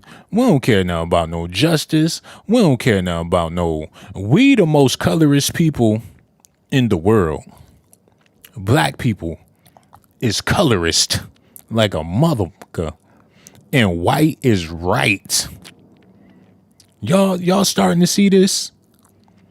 That's what it boils down to, man. Black folks got the color issue worse than anybody. You figure since we black, we shouldn't be divided by color because black is every single color. But no, in our community, light-skinned people better. The lighter, the brighter you is, the more women you gonna have. The lighter, the brighter you is, you a red bone, the more desirable you gonna be. Depending on how many white friends you got, that make you better. If you shop at a white grocery store, your doctor is white. We just glorify white more than white. So when you want to talk about white supremacy and who a white supremacist, shit, your average black person is a white supremacist. That's how sad and how messed up our condition is. You know what I'm saying? And I hate to be giving y'all these hardcore facts, but somebody gonna have to talk about that there. And it might as well be me, man. So I'm about to pull up some more information for y'all. And y'all gonna have to decide for yourself, because I ain't talking down. I'm just being realistic, man. Because this is sad. A Black Guns Matter founder, most Americans see fake media. I ain't about to listen to that. Criticism. Hold on. Listen to this, y'all. I got some more news for y'all, and y'all just stay tuned. Because this is pissing me off. I could sit here and talk about this all day. Because, this is a black problem. This ain't nothing nobody else can help us with but ourselves, man. Stop all that damn colorism. On this program, we've had a little bit of a sceptical eye of the organisation in and around BLM, not the cause of racial justice, all the rest of it here. And there's a little more reason to go, as you know, BLM got an awful lot of money in the past, effectively, year and a bit. What is he talking about? People didn't really know what the effort was before that. And then, of course, every corporation, lots of millionaires. I don't know what he talking about. Stop. Did you know? He got a British Jamaican accent. I don't know what he was talking about. Hold on, y'all. Hey, we begin with former congressional candidate for Maryland. Look who's back with us, Kim Klacik. Hey, Kim, it's great to see you. What was your reaction when you saw Facebook censoring around the world stories about the real estate shopping spree by the anti-capitalist co-founder of Black Lives Matters? That's Patrisse Cullors. 4 homes worth more than $3 million. What do you say? Yeah, well, first of all, thank you so much for having me back, Liz. But you know what? I'm not shocked and I'm not surprised. We knew that Black Lives Matter was taking in over $90 million in donations. And just a few months ago, local chapters did speak up and said they have not seen any of the money hit black communities across the country. So I'm not shocked about it. But guess what? This is the only country in the world where racism can make you a millionaire. Racism in 2021 is just a racket. It's a race hustle. It's been going on for many years, and to keep it alive keeps these people in business, and that's why we continue to hear. Yo, mind you, the woman that's talking is a black woman. Her perm so slick. I mean, you would have thought she was a white woman if you closed your eyes. The only thing black about her is her skin tone.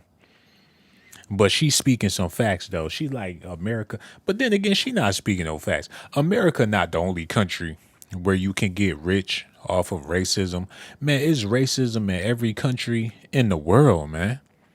If you dark, you just gonna be discriminated against. I'm talking about in Asia, the dark-skinned Asians get treated like shit. Even in Italy, the dark-skinned Italians get treated like garbage. I don't care where you at in the world. If you darker, you just gonna get discriminated against. That's in India, fucking Arabia, Africa. It's not just America. But the reason why people like to, talk so bad about America is because America is the most powerful country in the world. America is the most glorified country. America is the most wealthiest country, and everybody is fascinated with America. That's why African Americans get a bad rap, because when you at the top, it's easier to see what's going on with your situation. But it's stuff happening in countries that you don't hear about because don't nobody really care like that on the global scale. The whole globe cares about America. I mean, our movies, our music, our fashion, everybody is fascinated with America. So as the black peoples in America, we always got the spotlight on us because America is the shit to so many people. That's like if you a celebrity. Let me think of a celebrity, for instance. Like if something go wrong with Will Smith kids, Jaden or Willow, it's going to be all in the tabloids. Jaden Smith is on drugs. Willow Smith came out the closet. But if it's somebody like a lower tier celebrity, I'm trying to think of somebody that's a low tier D-list celebrity, somebody from one of them Tyler Perry movies, something going on with their kids, ain't nobody gonna give a fuck. That's the situation with America, man. It's not that America is the most racist country in the world. Every country is racist. It's just we get the spotlight for our racism. You know what I'm saying? Now back to what this woman got to say. We heard from Michael Brown's father in Ferguson, Missouri. If everyone recalls, it was the hands up, don't shoot incident. And there was lots of riots and looting that happened following that, incited by Black Lives Matter. And those businesses that were looted, they lost their livelihoods, all while Patrisse, the founder of BLM, was becoming a millionaire. Yeah, insurance studies show that Black Lives Matter and Antifa riots created at least $2 billion in damages across the country over the riots last spring.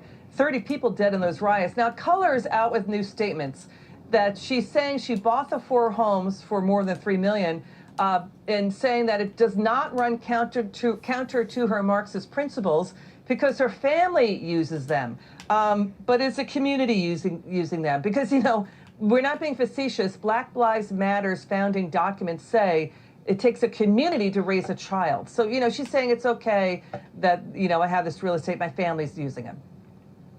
Yeah, well, she's like a self-proclaimed Marxist, and this is capitalism through and through. But yeah, she could have used that millions of dollars to help build black communities that are raising black children, but she chose to basically pay a mortgage in a white community. The one house that she bought in Malibu, California, the black population's at 0.04%. So, of course, she doesn't live by her own standards. But again, I'm not shocked. As we saw, that story was censored, as you talked about earlier, Liz. And people have to understand, when Twitter suspended President Trump, when they suspended James O'Keefe and many other conservatives, you have to understand that there are people behind the scenes that are working with these social media gurus. And unfortunately, we, the people, are left out of that. Yo, man, for the longest of time, I heard that Black Lives Matter wasn't even founded by black people. Like this woman, I'm just now finding out that a black woman founded Black Lives Matter. Did y'all know?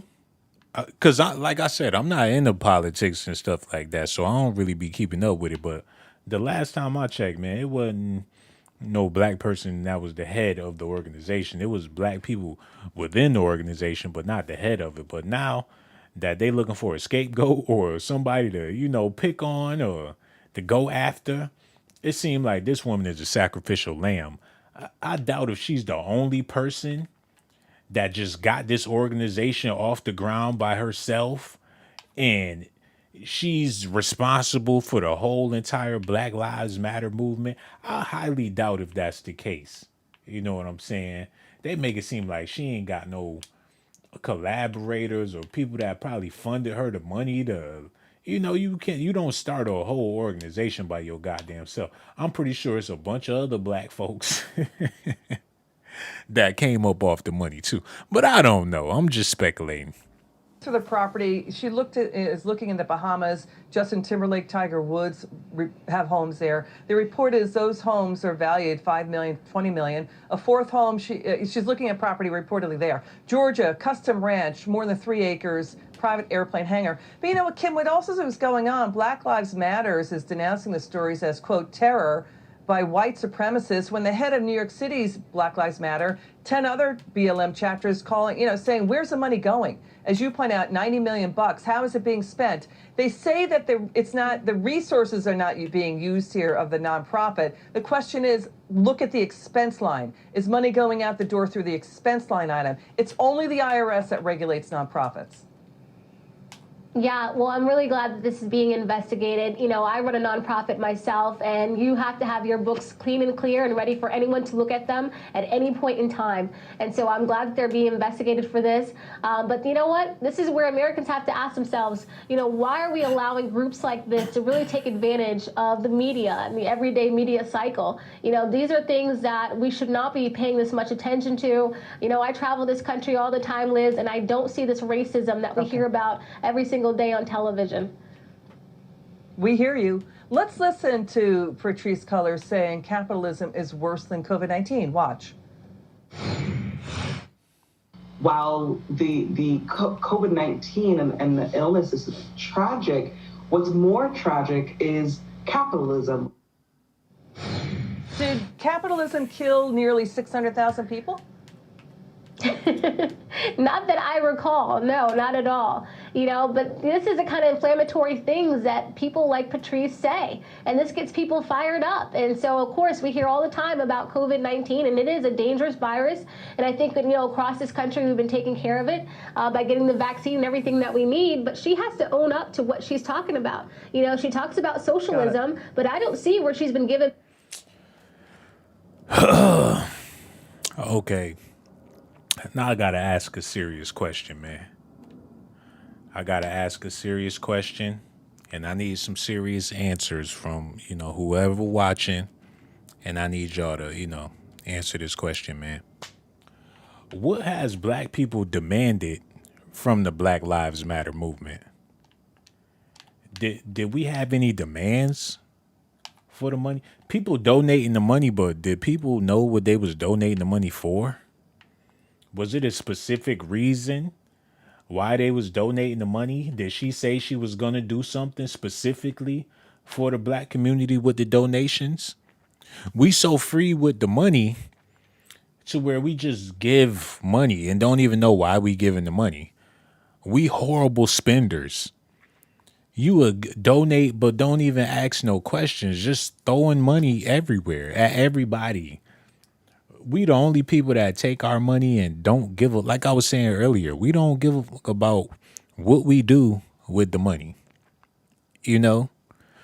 So if we never demanded nothing or expected anything specifically, how can you really get mad at her for spending the money when it was never a plan to do something with the money?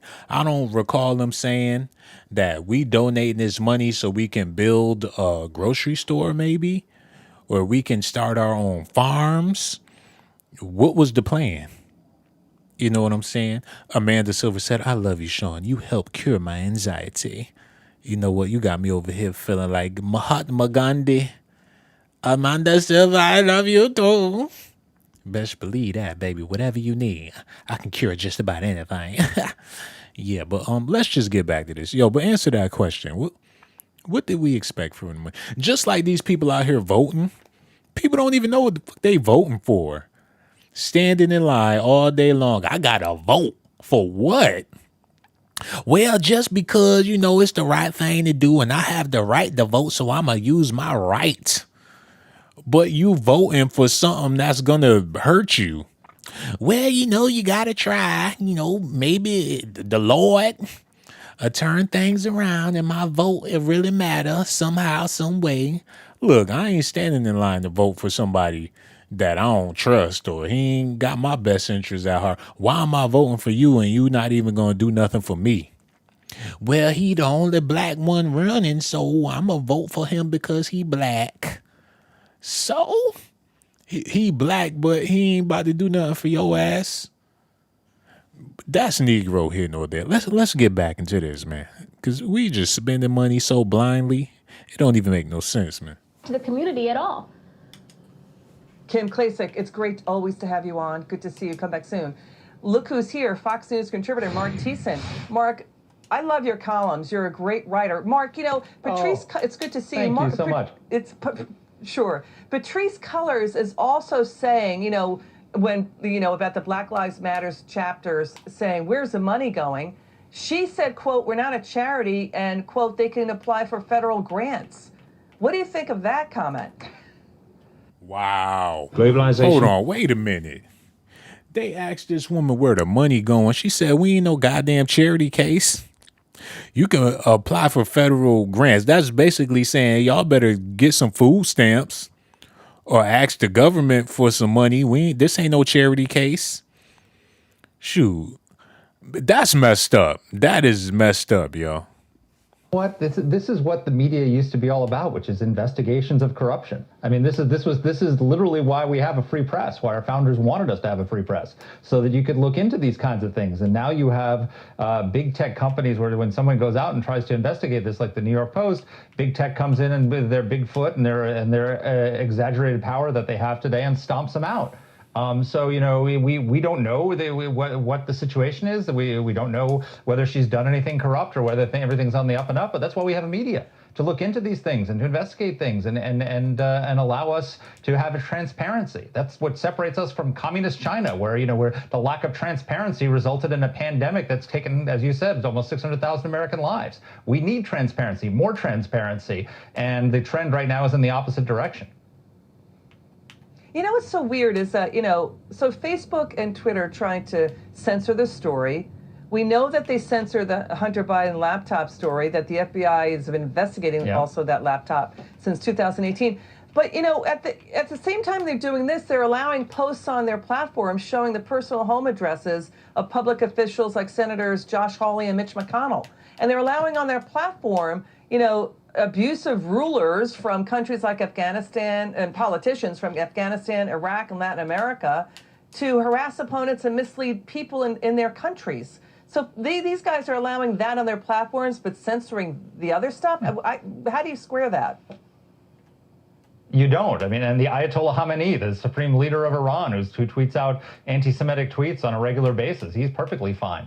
I mean, look, we're seeing a convergence here of two different troubling trends. One, which is media bias, and the other is big tech censorship. And Americans are very concerned about both of these. There was the January poll that found that 56% of Americans believed, this is a quote, journalists and reporters are purposely trying to mislead people by saying things they know are false or gross exaggerations. That is, a majority of Americans believe that the media intentionally feeds them false information. And then a Pew poll last year found 73% of Americans believe that social media sites intentionally censor political viewpoints they find objectionable. So this is a convergence of two things, where the media, which is supposed to be our watchdog, which is supposed to be our neutral arbiter, is not doing its job. And then when someone in the media does try to do their job and does try to investigate and does try to expose corruption and enforce transparency, then big tech comes down and censors them because they don't like the outcome. Yeah, well, that's what's going on. We're going to stay in this story. By the way, James O'Keefe, again with Harmy Dillon, suing Twitter. Twitter permanently blacklists James O'Keefe after his CNN expose showing a CNN executive saying CNN, yes, is about, quote, propaganda. Your quick final word on that. Okay, man. They talking about how social media, they can censor and filter whatever they want to censor and filter. So that goes to show, if they got this Black Lives Matter promoted everywhere, and it's all on Facebook and it's all on Instagram and Twitter and all of that, if they letting them, promoting it, then it's not good for the people to begin with, if it's being promoted like that. Let's be real, because it's a lot of black movements. You don't see Sonetter TV or Dr. Phil Valentine all over no goddamn Facebook, or people that's really speaking that truth. You don't see them all on social media, but I mean, everywhere you go, Black Lives Matter is just there everywhere. They just nonstop on top, man. And I'm gonna say this, and this gonna sound messed up, man. This independent woman thing that's going on in the world, I get it. Amongst my sisters, to be independent and self-reliant and all that. It ain't like no man gonna do it for you. That's true and everything. But I dare to say it all depends on how you carry yourself as a person. And that's what it boils down to with life, period, man. Depending on how you carry yourself, you can be abundant in any aspect of your life. Now, when it comes to relationships, depending on how you carry yourself and what you allow and what you're willing to accept and what you prefer to deal with is going to determine the outcome of your relationships.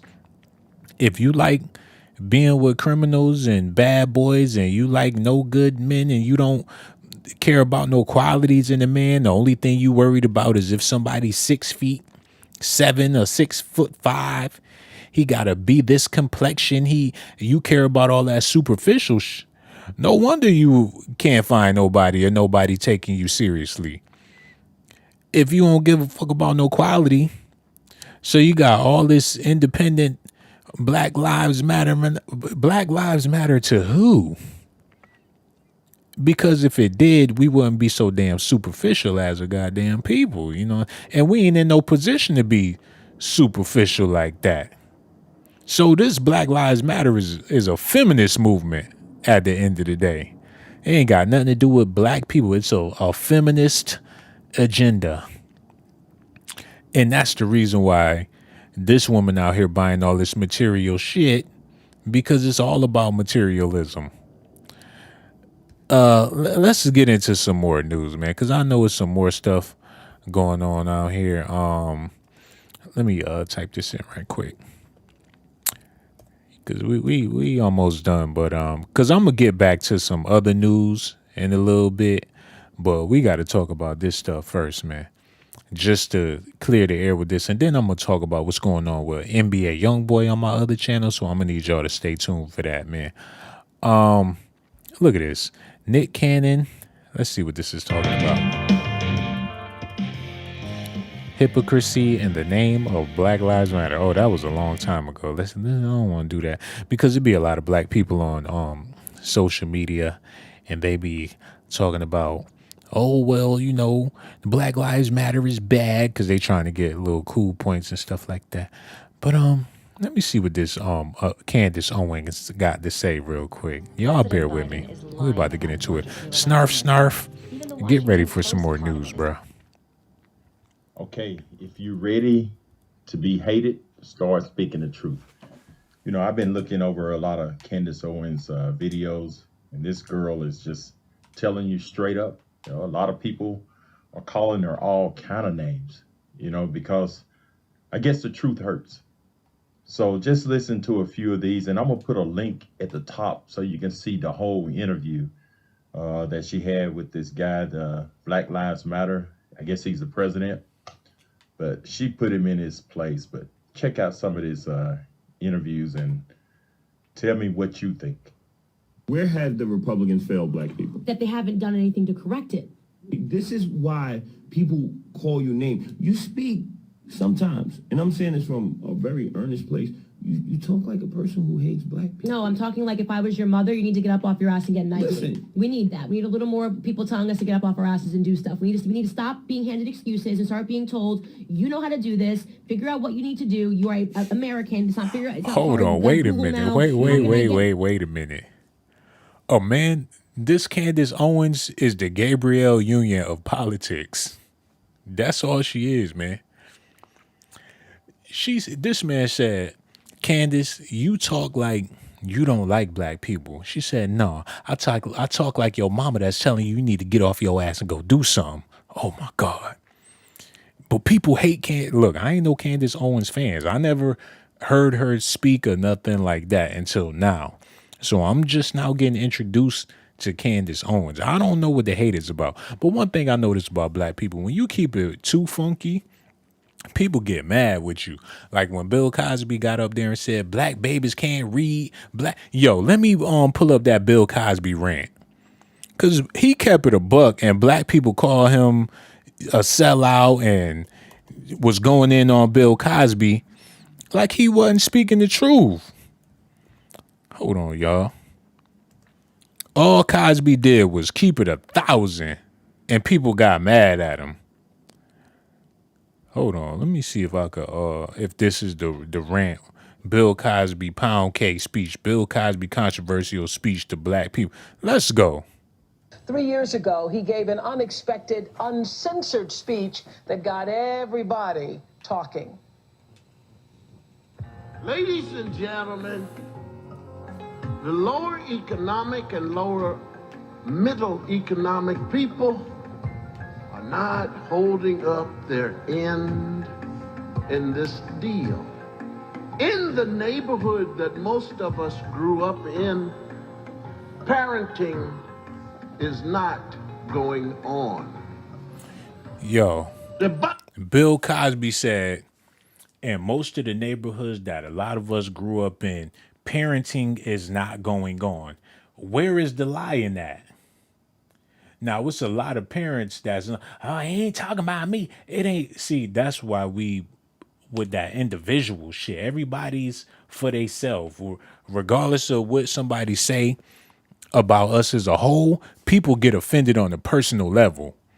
But if you took yourself out of it and looked at us all together, then you wouldn't be offended. But since we don't want to associate with each other like that or be affiliated or associated with each other, that's why we so quick to get offended when somebody keep it real about us, because we take it personal.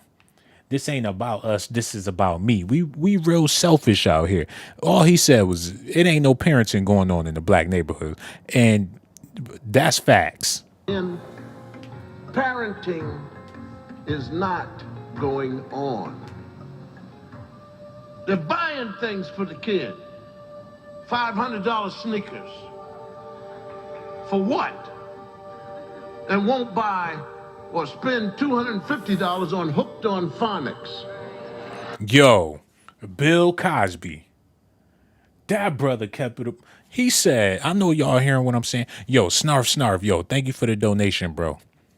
He said, black people were spending $500 on sneakers, but don't want to spend $200 on Hooked on Phonics so your child would know how to read.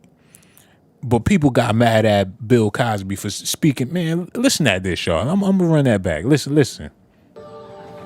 For what?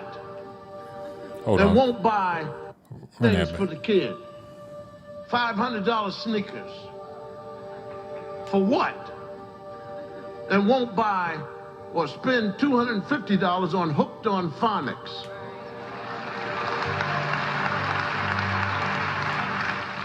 Now look, I'm telling you, it's not what they're doing to us.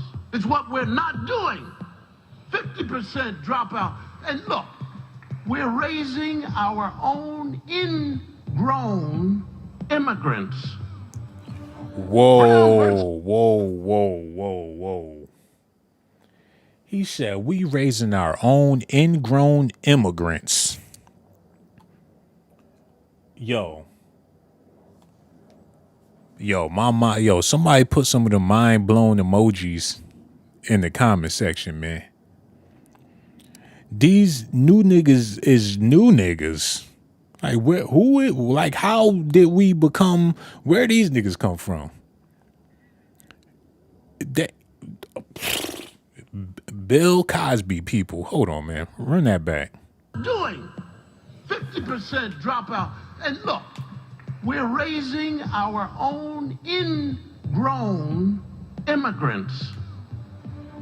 Brown versus the Board of Education. These people who marched and were hit in the face with rocks and punched in the face to get an education. And we got these knuckleheads walking around, don't want to learn English. I know that you all know it, but I just want to get you as angry as you ought to be. I can't even talk the way these people talk. Why you ain't where you is, go where? I don't know who these people are. And I blamed the kid until I heard the mother talk. Yo, I don't know about that. That's where you lost me, Bill. I was rocking with you until you said that. What you want us all to do? Sound like Heather Locklear?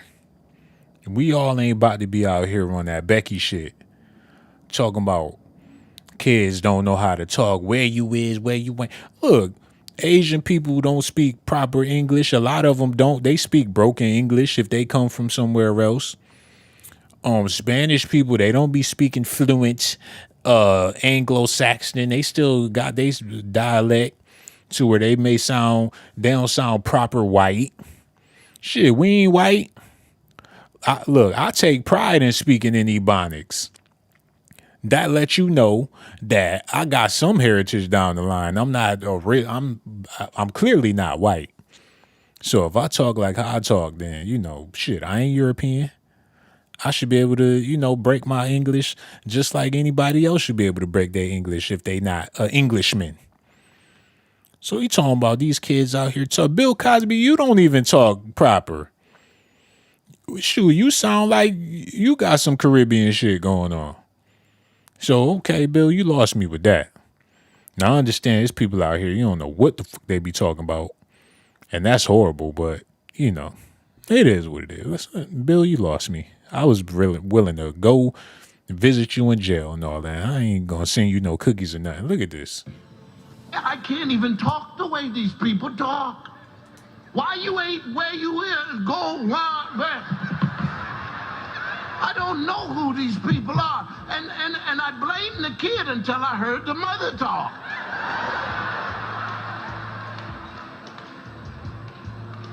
And then I heard the father talk. This is all in the house.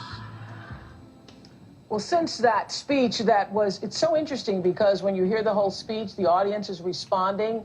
There's laughter and approval because most of the people in that room knew that what was being said was true. But since that speech, it was labeled controversial, and Bill Cosby has been on a mission to make people begin to think about what he was saying. He's traveled from city to city, lecturing about the true state of despair. And I'm telling you, it is a desperate situation of minority children in the United States of America. The statistics will just knock you off your feet. Listen to this. At least a third of all homeless men are African American. African Americans make up 12% of the general population, but almost half of the prison population. And according to the U.S. Justice Department, 28% of black men born today. Okay, Oprah.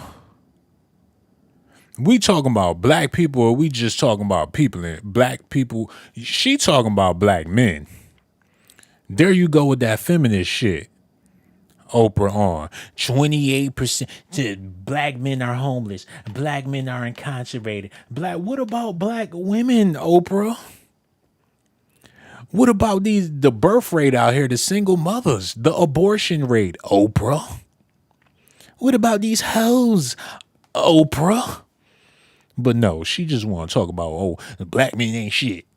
That's her whole argument. This her opportunity to dog out some brothers. Her and Gayle King, man, I swear they've been at this for years. Listen at this. Go to prison in their lifetime. Black youth are 6 times more likely to die of homicide than white youth. Homicide is the leading cause of death among African American males aged 15 to 29. The leading cause of death. Now, one reporter said this about Bill Cosby's... Wait a minute, Oprah. You ain't going to talk about the female statistics? I thought she was going to, talk about all the stuff with the dudes and then move on to the black females. But nah. Black men are criminals. Black men are in jail. Black men are getting killed in homicides. Black females be popping that booty. Black females be having multiple baby daddies. Black females be wearing perms until they scalp turn red. She could have went down the fucking list. Black females be walking around with their booty cheeks hanging out. Black female is rated the highest percentage of women to show cleavage in public. Black females. She ain't do that though. She just want to dog out some brothers. Listen to this, man. He said that these problems have been going on for years, but few people have called them out with as much force, with as much determination, passion, and credibility as Bill Cosby. So welcome, Bill Cosby. Oh shit, she got Bill Cosby on the show. He got on the shades looking like Ray Charles. Oh my God. Bill about to speak, y'all.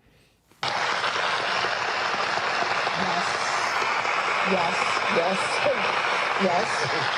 Okay, stop. There's a couple of things I want clarity on. It's not every African American. We're talking about some. Yeah. And the sum happens to be the numbers that are very, very hurtful. Yeah. Because the sum happens to come from those homes where the parenting doesn't build confidence in a child, where the parents may be on drugs. Yeah. They may have all kinds of problems. Right. You're not parenting. You're not getting with your child, your children, whomever it is, and saying to them, there's more to this. Who is that you're playing with? Why don't you have homework? Yeah. Let me see these things. I've got to go visit the teacher. And I never said there's no such thing as systemic or institutional racism. Yeah, you never said that. Yeah. I'm saying we got to dig in and fight. The same way that you and I were protected by our grandparents. We need to see the problem the same way and protect our children. Okay, let me tell you, after this speech that you did, and it was labeled controversial, did you regret having done the speech? No. The only thing I regretted was I thought that I was talking to just my people. Yeah.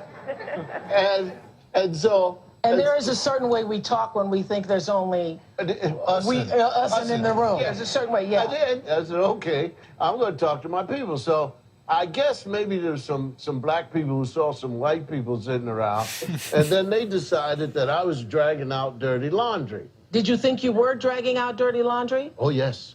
Oh, yes. And have you ever seen dirty laundry? It's bad, isn't it? Yeah, It's smelly. And we have to clean it, don't Yes, we need to clean it. Now, these people who talked about the dirty laundry somehow only cared about the laundry. They didn't care about the children. I said in my speech, our children are trying to tell us something, and we're not listening. Hold on, wait, that was it? Oh, why they do that? That was getting good. Yo, let me see if I can find the rest of that real quick. Because look, man, Bill Cosby was trying to, like he said, he was just trying to talk to the people, like how we got people in our families that speak their motherfucking mind. If that's how they feel, that's how they feel, you know. But like he said, black people, depending on how white people act, that's how we gonna act. You know? That's some real talk. You can't speak to your people if there's some white people around. They upset about it. Well, you know, I'm upset too now. When he was giving the speech, everybody in the audience was clapping and laughing because they know he was telling the truth. But when the media get a hold of it, then they want to turn it into something else. Let me see if I can find the rest of that real quick because that was good. Oprah was sitting there kissing his ass and everything. Yo, I'm about to run that for y'all. Y'all stay tuned, man. And hit them like, how many people up in here, man? We got all these people up in here. Ain't nobody hit the like button. Why y'all be doing me like that? Why y'all be doing that? Lifetime. I'm going to pick up where I left off. Yeah. They may have all kinds you're not doing. And to me, that was the clarity of you're not parenting. You're not getting with your child, your children, whomever it is, and saying to them, there's more to this. Who is that you're playing with? Why don't you have homework? Yeah. Let me see these things. I've got to go visit the teacher. Yo, yo. He said something when he said that, man. It's a lot of like kids out there, they parents don't never go to the school. They get an attitude with the teacher when the teacher call. It's like they don't even fucking care. They expect the school to parent their kids and then get an attitude with the school when they ain't parenting your kids like how you think your kids should be parented. So and so can't learn. That ain't my problem. You the teacher, so you supposed to fix it. As if you ain't got to educate your own goddamn kids. You leave the responsibility to the state. Like, what is that? You know what I'm saying? I feel Bill Cosby with that. ABC, said that was good, and Bill Cosby is a sexual assaulter. So why we listening to this dude with the F Sean? Look, do they have any proof on Bill Cosby doing anything? That's what I'm saying. When somebody say something about somebody, you just gonna run with it because that's what's in the news. That's what's in the media. You a media baby. Why we listening to Bill Cosby? Why you listening to Bill Cosby? People watching the video listening to it, but that don't. You could. I don't know. You here, so you must want to. I mean, I appreciate you for watching and everything, but that's on you, baby. Why are we eating SpaghettiOs? Ain't nobody tell you had to eat it. Go fix you a sandwich or something. Why are we watching cartoons? Turn the channel, bitch. I ain't forcing you to listen to Bill Cosby. Yo, let me just get back to this, though, because Bill Cosby is speaking that real. And if you don't want to hear Bill Cosby because he's a sexual predator, well, go pray somewhere. That I was talking to just my people. Yeah. And so... And there is a certain way we talk when we think there's only us in the room. There's a certain way, yeah. I said, okay, I'm going to talk to my people. So I guess maybe there's some black people who saw some white people sitting around, and then they decided that I was dragging out dirty laundry. Did you think you were dragging out dirty laundry? Oh, yes. My man said, oh, yes. And have you ever seen dirty laundry? It's bad, isn't it? Yeah, it's smelly. And we have to clean it, don't yes, we need to clean it. Now, these people who talked about the dirty laundry somehow only cared about the laundry. They didn't care about the children. I said in my speech, our children are trying to tell us something, and we're not listening. We're afraid to talk to them. Yeah. What did you think, though, Bill, when everybody really came after you? What did you think? I thought they were crazy. Did you? I said, these people have lost their minds. Now, how can you, with the drugs in the neighborhood, how can you excuse a drug dealer? Mm-hmm. If you look at the domino effect of I sell... Yo, that is real. People want to get mad at Bill Cosby for speaking out about the drug dealers and stuff like that, but at the same time, we want to glorify the drug dealer? How come people wasn't up in arms with all these rappers coming out with these albums talking about selling dope?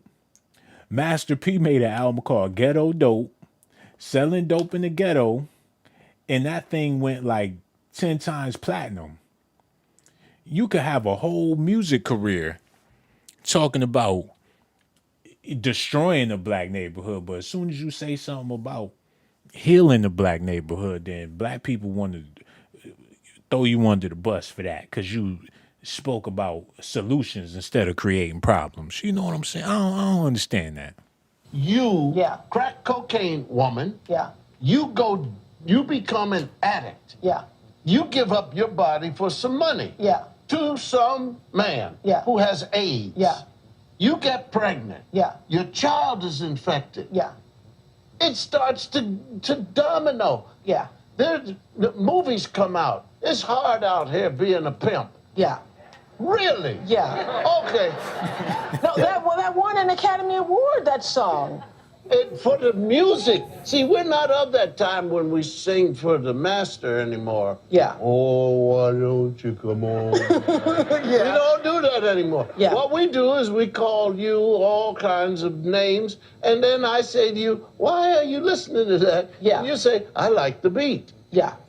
We're not making any sense. There's some insanity going on here. Yeah, Well, the woman, let me just get this one thing, because it's wonderful. So this girl, the guy comes to her, and he says to her, I want you, you're good looking, I want you to be a prostitute. So she says, well, how do you do Is this true or is this a joke? This is not a joke. Okay. This is true. Okay. So Well, you're Bill Cosby. I don't know. That's You're right, telling a that's joke? right. Okay. Right. She said, here's what, let me tell you, this is what you want me to do. You're going to bring me a man that I don't know. Mm-hmm. The guy said, that's right. She said, then I'm going to let him do whatever he wants to do. She said, that's right. She said, then he gives me some money. He said, right. She said, and then what do I do with the money? He said, you bring it to me. She said, I told him no. But look, how is it hard out here being a pimp? There are other jobs in this world. Yeah. And we managed to justify that. Yeah. A woman said who was an actress and somebody questioned the role she was playing. She said, well, would you rather have me playing this role or waiting for you in the alley with a lead pipe? We've gone crazy. Because there are other places in between. Yo, man, this sound kind of funny.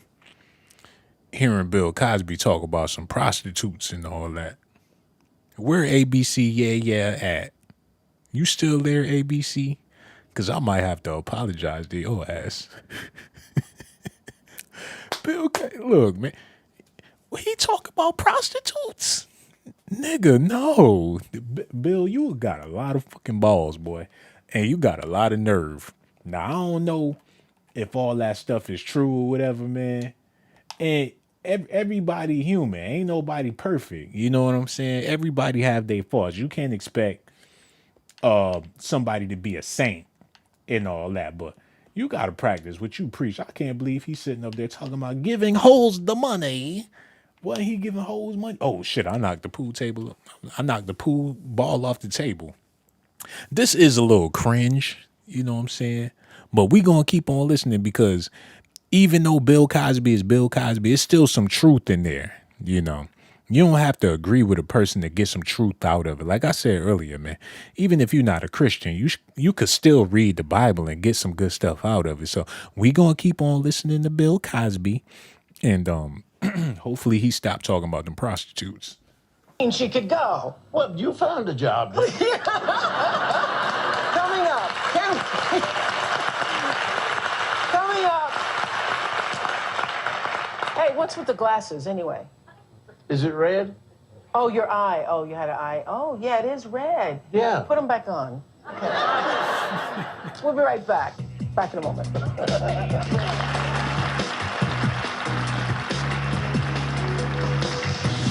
Coming up, where have all the fathers gone? Bill Cosby's fired up about that next. Uh-oh. Bill Cosby about to talk about oh, shit. I knocked the pool thing off the table. Well, a house without a father is a challenge. A neighborhood without fathers is a catastrophe. That is what Bill Cosby and Dr. Alvin Poussant write in their new book, Come On, People, which was titled from your granddaughter, right? Who in the post office, she's 3 years old. She's standing with me. We're waiting for stamps in the Ray Charles post office. And she's going, and the line is hardly moving. And, Poppy, we're going to get So finally, I said, well, the people are moving a little too slowly. And the next thing I know, she said, come on, people! One of the things that is so striking about the book is that you all speak in the book the same way we all speak amongst ourselves about what really happened. I mean, what really happened since Brown versus Board of Education when, as you said in the speech, people marched and were willing to be hosed and knocked upside the head, and there was an ethic for our culture, for our race, that education brought success, that education opened possibility. And then what happened? I think what happened that we lost the that? loss of contact with what that movement was all about, was civil rights and getting ahead. And a lot of people kind of fell into decadence that we see on the media all the time, from the gangster rap, to people not caring about the neighborhoods. Even since the civil rights movement, we have more black people hurting other black people, killing other black people. It's like we're kind of wallowing in the decadence with people kind of caving into it. Not enough people like Bill and others talking about what people can do for themselves. On page 16, early on in the book, you talk about fathers missing from the families. I love what you had to say about fathers. Let me find it here. About this very idea that the situation is by no means hopeless, because we just have to get these fathers to realize that the children they sired are their children and always will be their children. And by walking away, they have punished their children. They leave these children feeling abandoned. Once they come and claim their children and feel the joy and beauty of being hugged or being with their children, they will at least begin to understand what fatherhood is all about. But let's not kid ourselves either. This is much easier said than done. That's right. Fathers are very, very important. Right now, 70% of black babies each year are born to single mothers. And they're not all teenage mothers. 70% are born to single mothers in the black neighborhood. Many of these fathers are not present. They're absent. Many of them are even incarcerated. Well, wait a minute, yo. I understand what they're saying about, the single mothers and stuff. But you do have to question the women that put themselves in predicaments to get pregnant by these type of dudes. And what is it about these women to where a man wouldn't want to wife them up and be with this woman forever? And me, honestly, I think that as a man speaking, and I could be wrong, I'm not saying I'm right about this, but as a man speaking, why would you want to wife up a hoe? And not saying they all hoes or nothing like that, but if you got with her because of your chain and you got a car and she was only with you for who you was or what you got or what you look like, and it had nothing to do with who you are as a person, you was able to get this woman based off of facade, how you going to be real with her and start a family and actually have a real relationship with her when she don't even give a damn about who you are really, but more so about the image that you give off? And a lot of times men have to put on a persona or be anything besides who you really are in order to get a woman to be interested in your ass. So when it comes time to start a family with this woman you basically scammed or felt as if you had to scam to be with you in the first place, how the fuck you gonna do that? Like, look, man, shit just got real. Like the baby in the picture. Okay, now I gotta be. How am I gonna be real with this woman when reality is not something that she's interested in when it comes to me? I'm just speaking from a man's perspective because I notice a lot of times you try to really be yourself with a female, that's gonna be a turn off. But as long as you put on that facade or whatever she wants you to be, then just be numb to everything and play along with her bullshit, then y'all could have a relationship. And that's something that you can't do for the long term. Women's standards and goals in the black community is pretty jacked up. That's just my opinion. Not everybody, but far too many of us. You understand what I'm saying? But we about to get back to this news. Hit them like buttons and subscribe to the channel, man. Don't have jobs. They're not employed.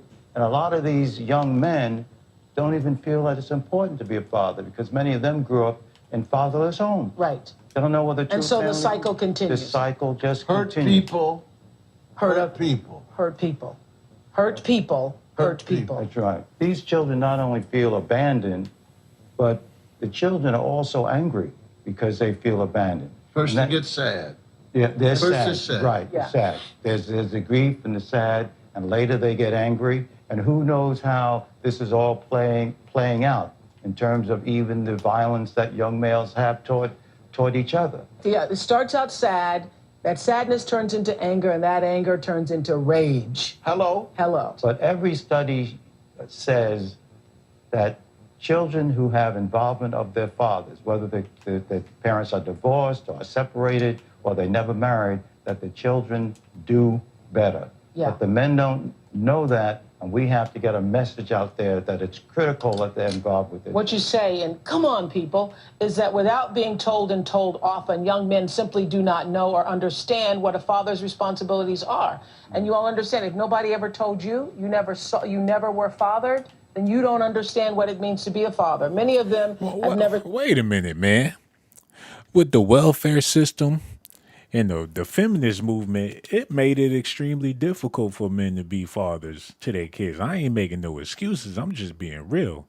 When you can get assistance from the government to be an independent woman, and if you got a man living in your household, you ain't gonna be able to get no free food and no free rent and no free money.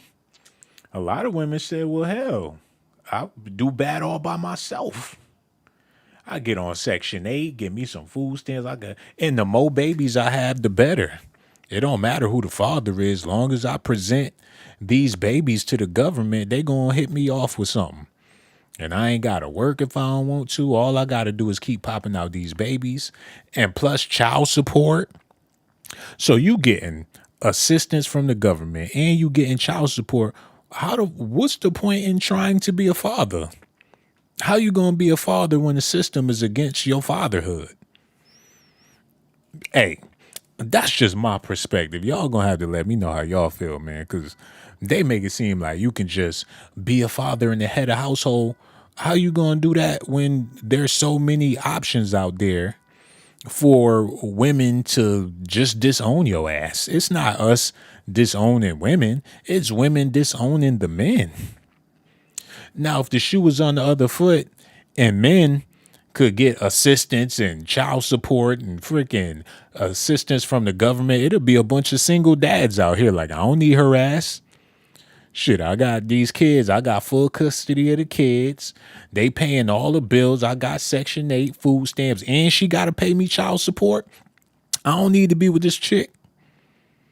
So don't make it seem like men don't want to be fathers or we just don't want nothing to do with the kids. It's like, shit, you can't. You could try if you want to. You're going to be one broke nigga. It's men out there that take care of their kids and still paying child support. Go pick their kids up, get them school clothes and sneakers and still paying this chick child support. It's systematic. It ain't like we just all decided one day, oh, we don't want to be fathers. I grew up in a household without my father. I don't blame his ass because, shoot, I see what was going on. I couldn't blame him not one bit. Like, shit, I wouldn't want to be there neither. But that's Negro. You got to use logic. It's systematic. Men ain't wake up one day and say, we don't want to be fathers. Like, it don't work like that, man. You got a whole system against your manhood and your fatherhood. And women benefit off of that. And it's been going on. Now, before all of this feminism and the goddamn women's and all that shit, you had fathers in the household. But that's Negro here nor there. Y'all gonna have to let me know how y'all feel about it, man.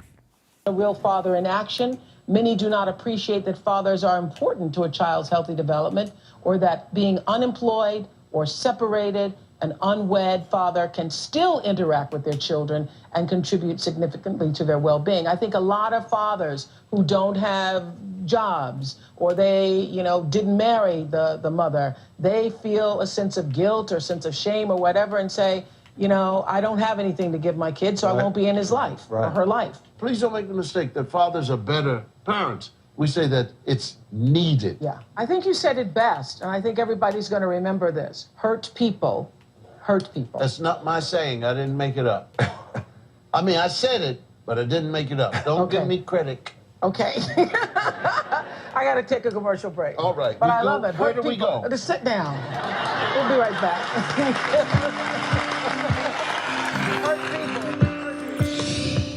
Man, hurt people. Well, we all been hurt, as a race, we've been hurt. You say hurt people as if, they always trying to, and as a man, I take offense to that because they always trying to dog out the brothers. Like we just hurt on our own. Like we just the worst of the worst. As if our counterparts don't play a part in that too. As if you ain't got hurt black women out here. And some people sabotage their kids because they was hurt in the relationship.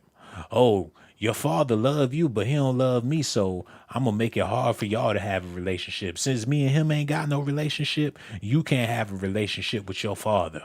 Hurt people, man. People do shit out of spite. Your daddy come see you. Oh, tell him to wait outside. He can't come in the house. Oh, what y'all was doing out of spite. Yeah, hurt people do hurt people, man, but it's two sides to a coin. You know, men ain't perfect. Men got their faults, but don't just exclude women out of the whole conversation. Like this whole Oprah interview that she having with Bill Cosby, they have not once yet said anything about the women as if they just innocent in all of this. You know what I'm saying? Like, what the fuck? Let's continue on, man. Let's continue on. Closed captioning provided by the maker of the following product. Both my mom and my grandmother They got commercials and shit. is that you don't think it'll ever happen to you. We did all the right things. We would take Blair to school every morning. We would pick him up from school until he got older. And he was like, "Ma, Dad, let me catch the bus home." Yeah. And we trusted that and let him. What parents should get from this is that it could be you too. It doesn't, we did all the right things. He was a wonderful child. He was a joy. And we did all the right things. Parents need to step up. Joy, a good student. He was a good student. So what parents need to do is they need to step up to the plate. You need to know who your child's friends are. You need to know where they're going. You need to take them. We went to movies together. Even as a teenager, I would take them to parties. I would pick them up. I would meet the parents. I didn't trust the streets to raise my child. We invested so much in our child. We were gonna produce a wonderful child. But from everything that I read in the papers here, he died a hero. Yes, he died a hero. He protected Oh, I a think. schoolmate. Hold on, y'all. I think they talking about they child that passed away. That's some sad news, man. Yeah, that's pretty sad.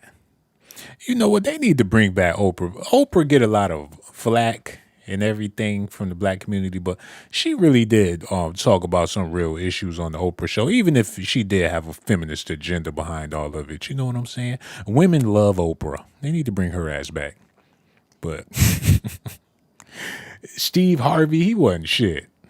But Oprah, whatever.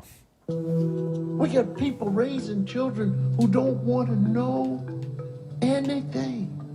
Say they're not going to live, and you won't challenge them. I don't want to flip burgers. I'd make more money out dealing drugs. Listen to me, idiot. Nobody asked you to flip burgers for the rest of your life. Ask the man from Ethiopia. He will flip some burgers. Why? Because somehow he knows he's going to become the manager of the place.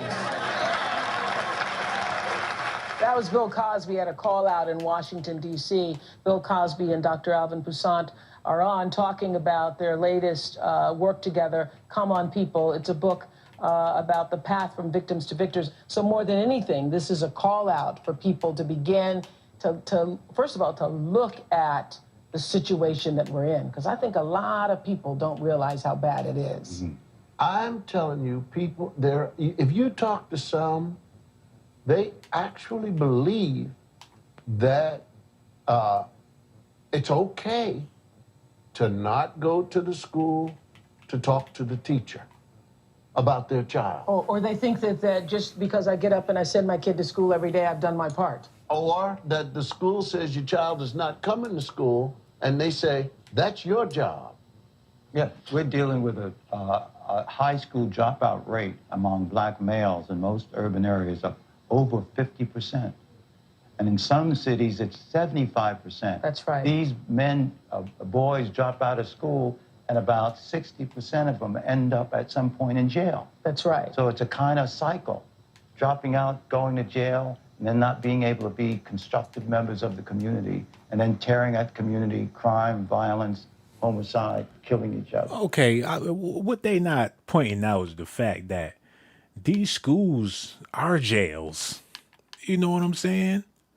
Your school is a jail for brothers, man. You go up in there, you go to the lunch table, you sit down with the trays and all that shit. You being prepped for jail, by being in school. The teacher ain't nothing but the goddamn warden, the corrections officer. You got the goddamn the COs in the hallway. Your school security, that ain't nothing but the goddamn corrections officer. Like you programmed for jail when you go to school. You know what I'm saying? It's designed that way. And of course, women get a push. The girls get a push in school because shit, 90% of the teachers is females. I only had a few male teachers, and the male teachers we had were straight bitches. Look, I don't recall having a masculine school teacher. And if it was a man in there, he was a goddamn gigolo, or he just there to bang all the other female teachers and be, hey, how y'all girls doing? He probably a freaking pervert. You don't get no strong black role models in the school system. See a goddamn football coach or something like that, he ain't educating your ass on nothing but how to play football or basketball or something like that. All he good for is sports. So the school system ain't designed for brothers to win like that. Unless you a tutti frutti or something, man, you gonna get a pass from the females. You know what? I'm gonna say this, and a lot of people gonna disagree with me, but I think the biggest cancer in the black community is the feminist movement. That's just from what I see, just listening to all of this and trying to comprehend what's going on. The founder of the Black Lives Matter movement taking that money and buying all that shit for her and her wife. But that's Negro here nor there. Let's continue on. Okay, we have questions. Angela Wooten, where's Angela Wooten? And you have a question? Yeah. I'm a Chicago public school teacher. I've been teaching for 15 years in the inner city, and I'm frustrated because teaching kind of has been pushed aside from me because I'm dealing with other issues like my children come to school unclean, they're hungry, the father or father figure that's in the home may have fought the mother. Parents need to be more accountable for their children. I just wanted to ask Dr. Cosby if he has any suggestions out as to how I can get parents to come into the schools and help me be a better teacher. What grade? I teach Head Start. That's 3 and 4 year olds, which is the basic. Good. I was at Florida A&M, and the teacher stood up, tears running. I send letters, I email, nobody responds. This lady stood up, a student teacher. She said, what I do is when the bell rings, the child that I'm interested in at the time, I follow that child out of the building. The child usually leads me to an adult. And I say, hi, I'm so-and-so's. Hold on, wait a minute. That ain't gonna work every time. You talking about follow the kid. So you gonna get off work, get in your car, and follow the school bus to the parents' house? A lot of times them kids come home, the bus let them out and all that. They go in the house, the kid got a key. He 5 years old with a key, go in the house by his damn self. Lock the door when you get in the house. Parent don't even be there. The child leads me to a parent. No, that ain't how it work all the time, man. A lot of these kids don't even see their parents till at night when their parents get off work. Then they about to go to McDonald's, go home and get some sleep. The fuck you talking about, man? And who are you? So I've been trying to reach you all this time. Let me run that back. And help me be a better teacher. What grade? I teach Head Start. That's 3 and 4 year olds, which is the basic. Good. I was at Florida A&M, and the teacher stood up, tears running. I send letters, I email, nobody responds. This lady stood up, a student teacher. She said, what I do is when the bell rings, the child that I'm interested in at the time, I follow that child out of the building. the child usually leads me to an adult. And I say, hi, I'm so-and-so's teacher. And who are you? So forth. I've been trying to reach you all this time. So maybe you might try that. Okay? How's that sound? Sounds good. All right. Thank That was you. Florida Bullshit. A&M. I didn't make that up. Thank you.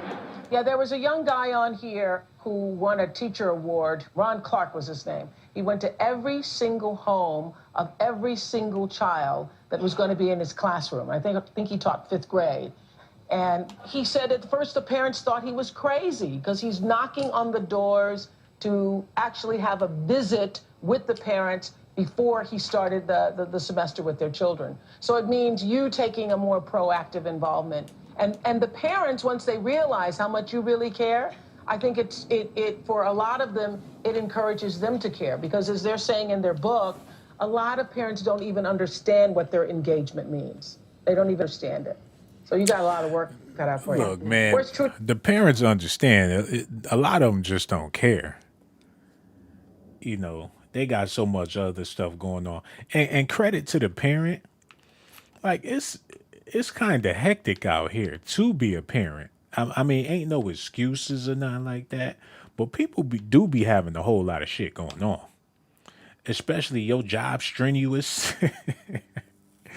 And you got, damn, I hit the wrong ball. I'm tripping.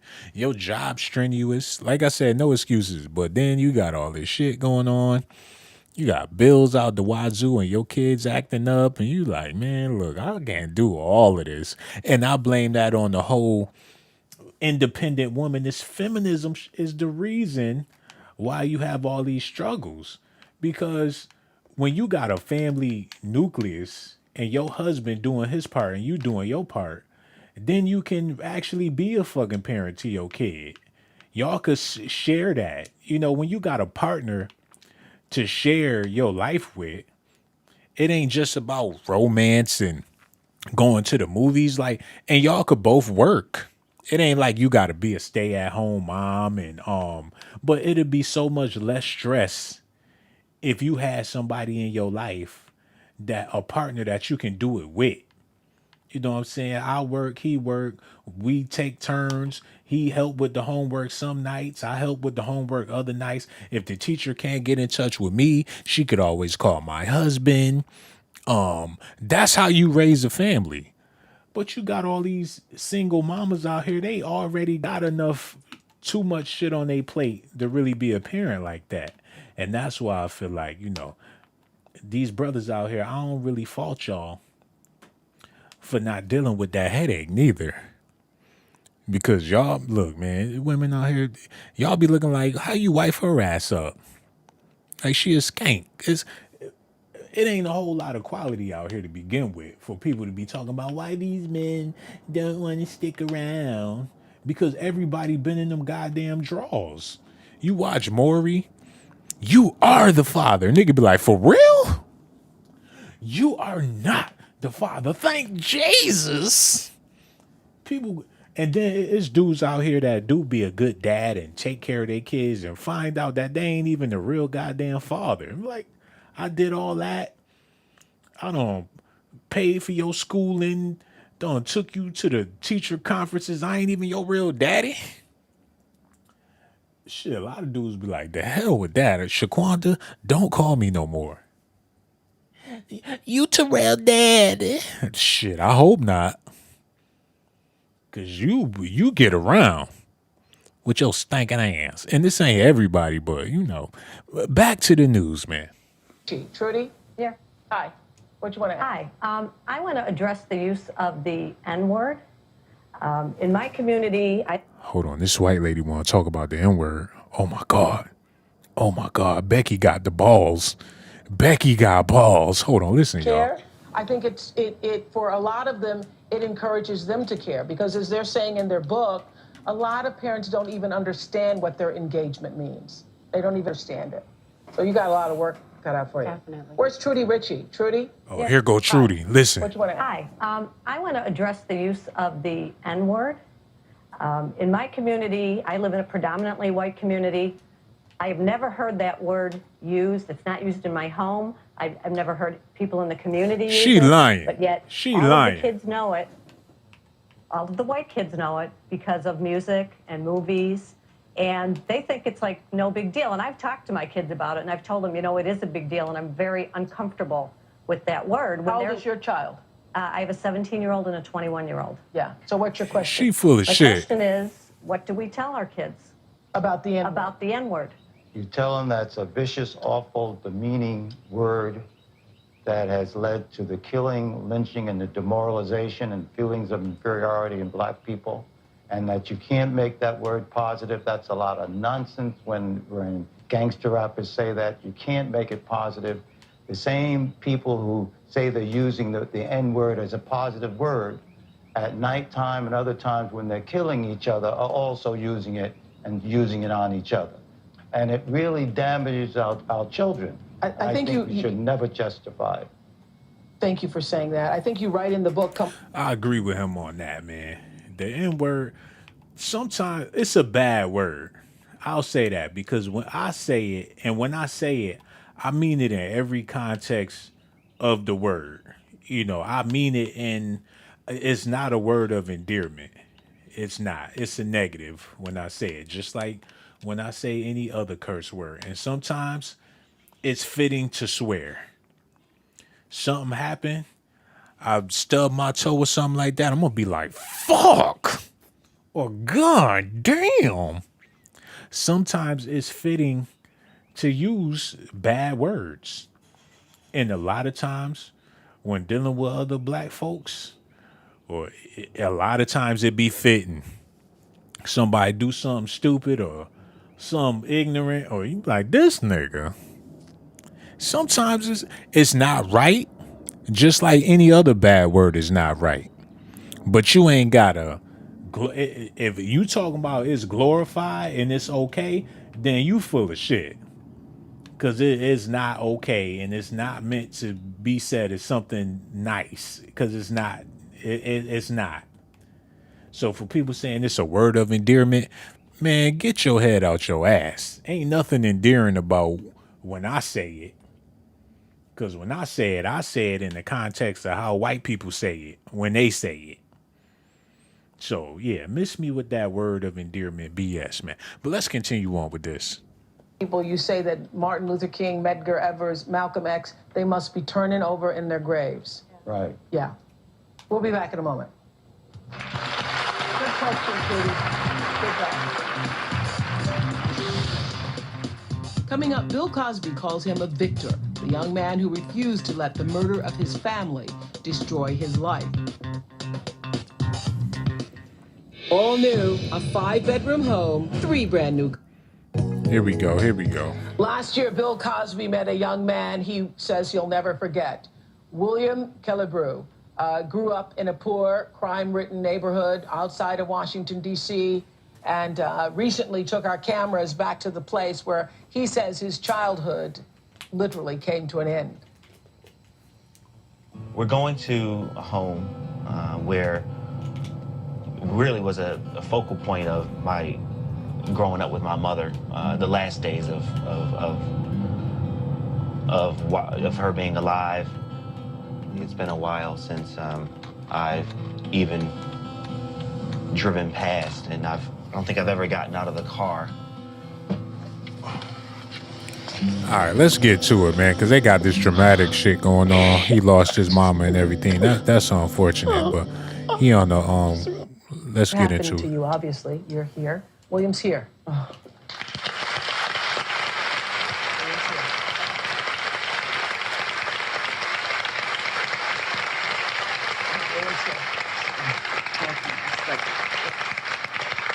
So, what happened to you after that?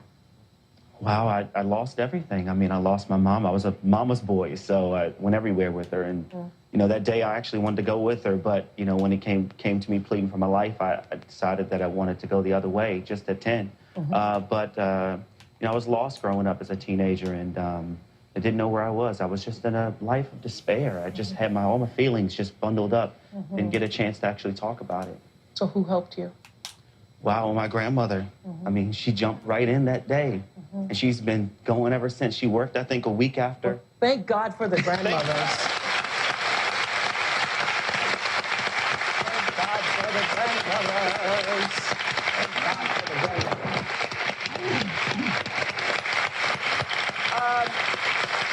And so, despite what he's been through this May, despite everything he's been through, William will be the first in his family to graduate from college. That's what's up, William. That's what's up. Come on, people. That's what's up. Come on, people. What was your inspiration? I just had that inspiration from teachers, from, you know, from friends in the neighborhood who really cared, and you know, my grandmother and my sister here, and people like that. Your sister survived. Were you in the house at the time? No, I was across the street. You were across the street in that moment. You were Yes. across the street in that Yes. moment. Yo, if he had a male role model in his life, he would not be on the Oprah show. It was my dad and my uncle and my grandfather that helped me pull through. Like, thank God for the grandfather. Oprah would have never. Like, your grandfather? Oh, okay. To the next commercial. We'll be back with another guest. It was my grandmother, my sister, and my cousin Bobby. I'm like, okay, well, Bobby. Oh, okay, well, we got the wrong guest. Yo, and this dude, he lost his mom and everything, and that's real sad. But,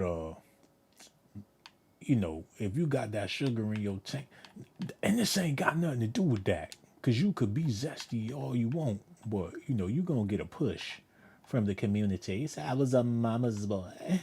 Yes, Oprah. It was all about mommy. She's like, it was all about your mama, huh? That turned Oprah on. Oh, goddamn. At least I potted 10 balls in a row. Yo, let's just get back to this, man. I have a question. What do you have to say since you lived down there, in there? What is it that you see?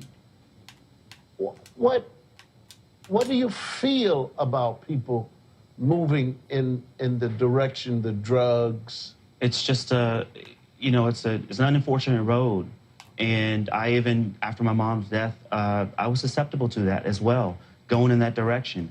But, you know, having strong people around you, having a feeling that you don't want to go in that direction anymore. You're tired of it. Mm-hmm. You're tired of seeing it. It's all around you. Somebody's got to jump out there and make a way. But it's all around you, so does it all sound okay with the people all around you? The drug dealers, even the people who are not taking the drugs, but who happen to be around there, do they make it sound like it's all right, sis? They always make it sound like it's all right, but it's not all right.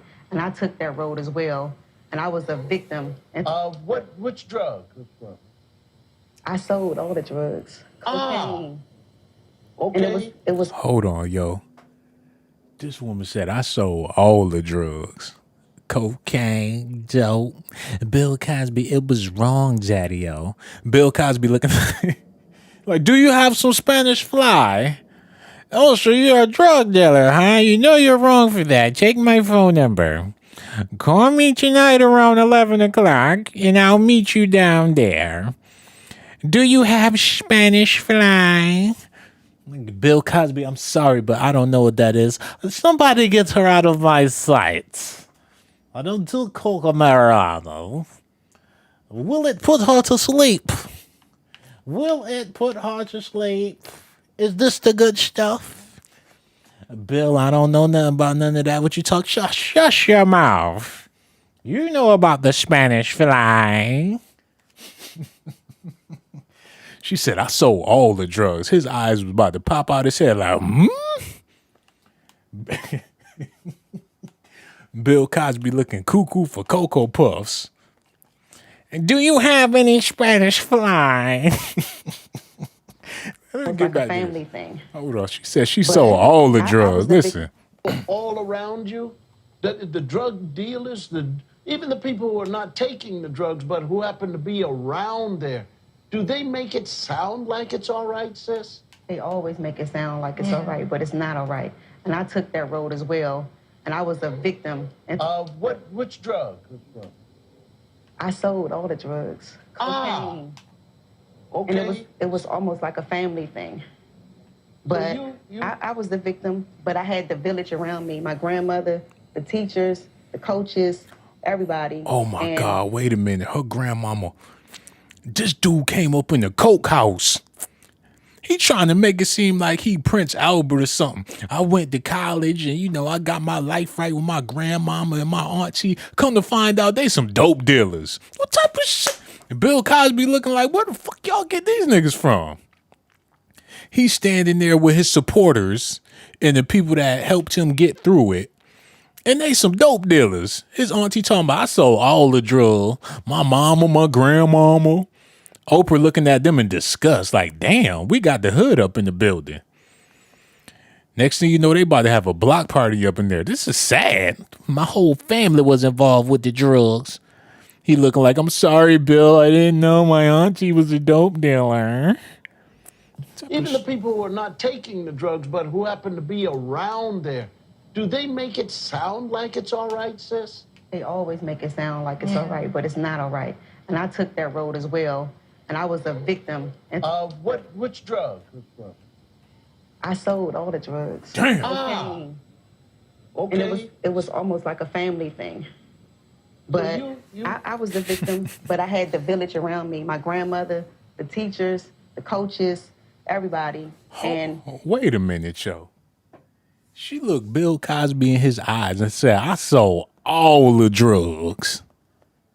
What drugs are you a victim of? They thought she was going to say, I was hooked on crack cocaine. I'm a victim of cocaine. She said, no, nigga. I sold all the drugs. He said, oh, you're a drug dealer. Okay. Look, I became the victor. I now work for National Black Child Development Institute, and we're advocates in Washington, D.C. I'm giving back to the community because they gave to me. And I thank the Lord that he put people in my life because I can stand now and not have to remain in that spot as a victim. Yo, shut your ass up, lady. Talking about I'm a victim, but you was selling the drugs. Now you sitting up there trying to give back to my community. I'm an activist, Bill. I'm not a victim no more. I don't say I do for the kids. Look, once you a drug dealer, Bill Cosby ain't trying to talk to your ass no more.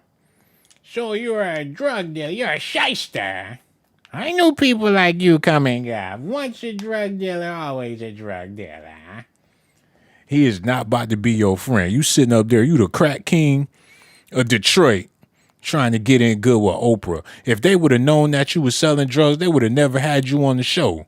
Her ponytail looks so ridiculous. Let's get back to this. To see you and these females dealing drugs, what's the great sentence you give that can turn them? Yo, this is classic.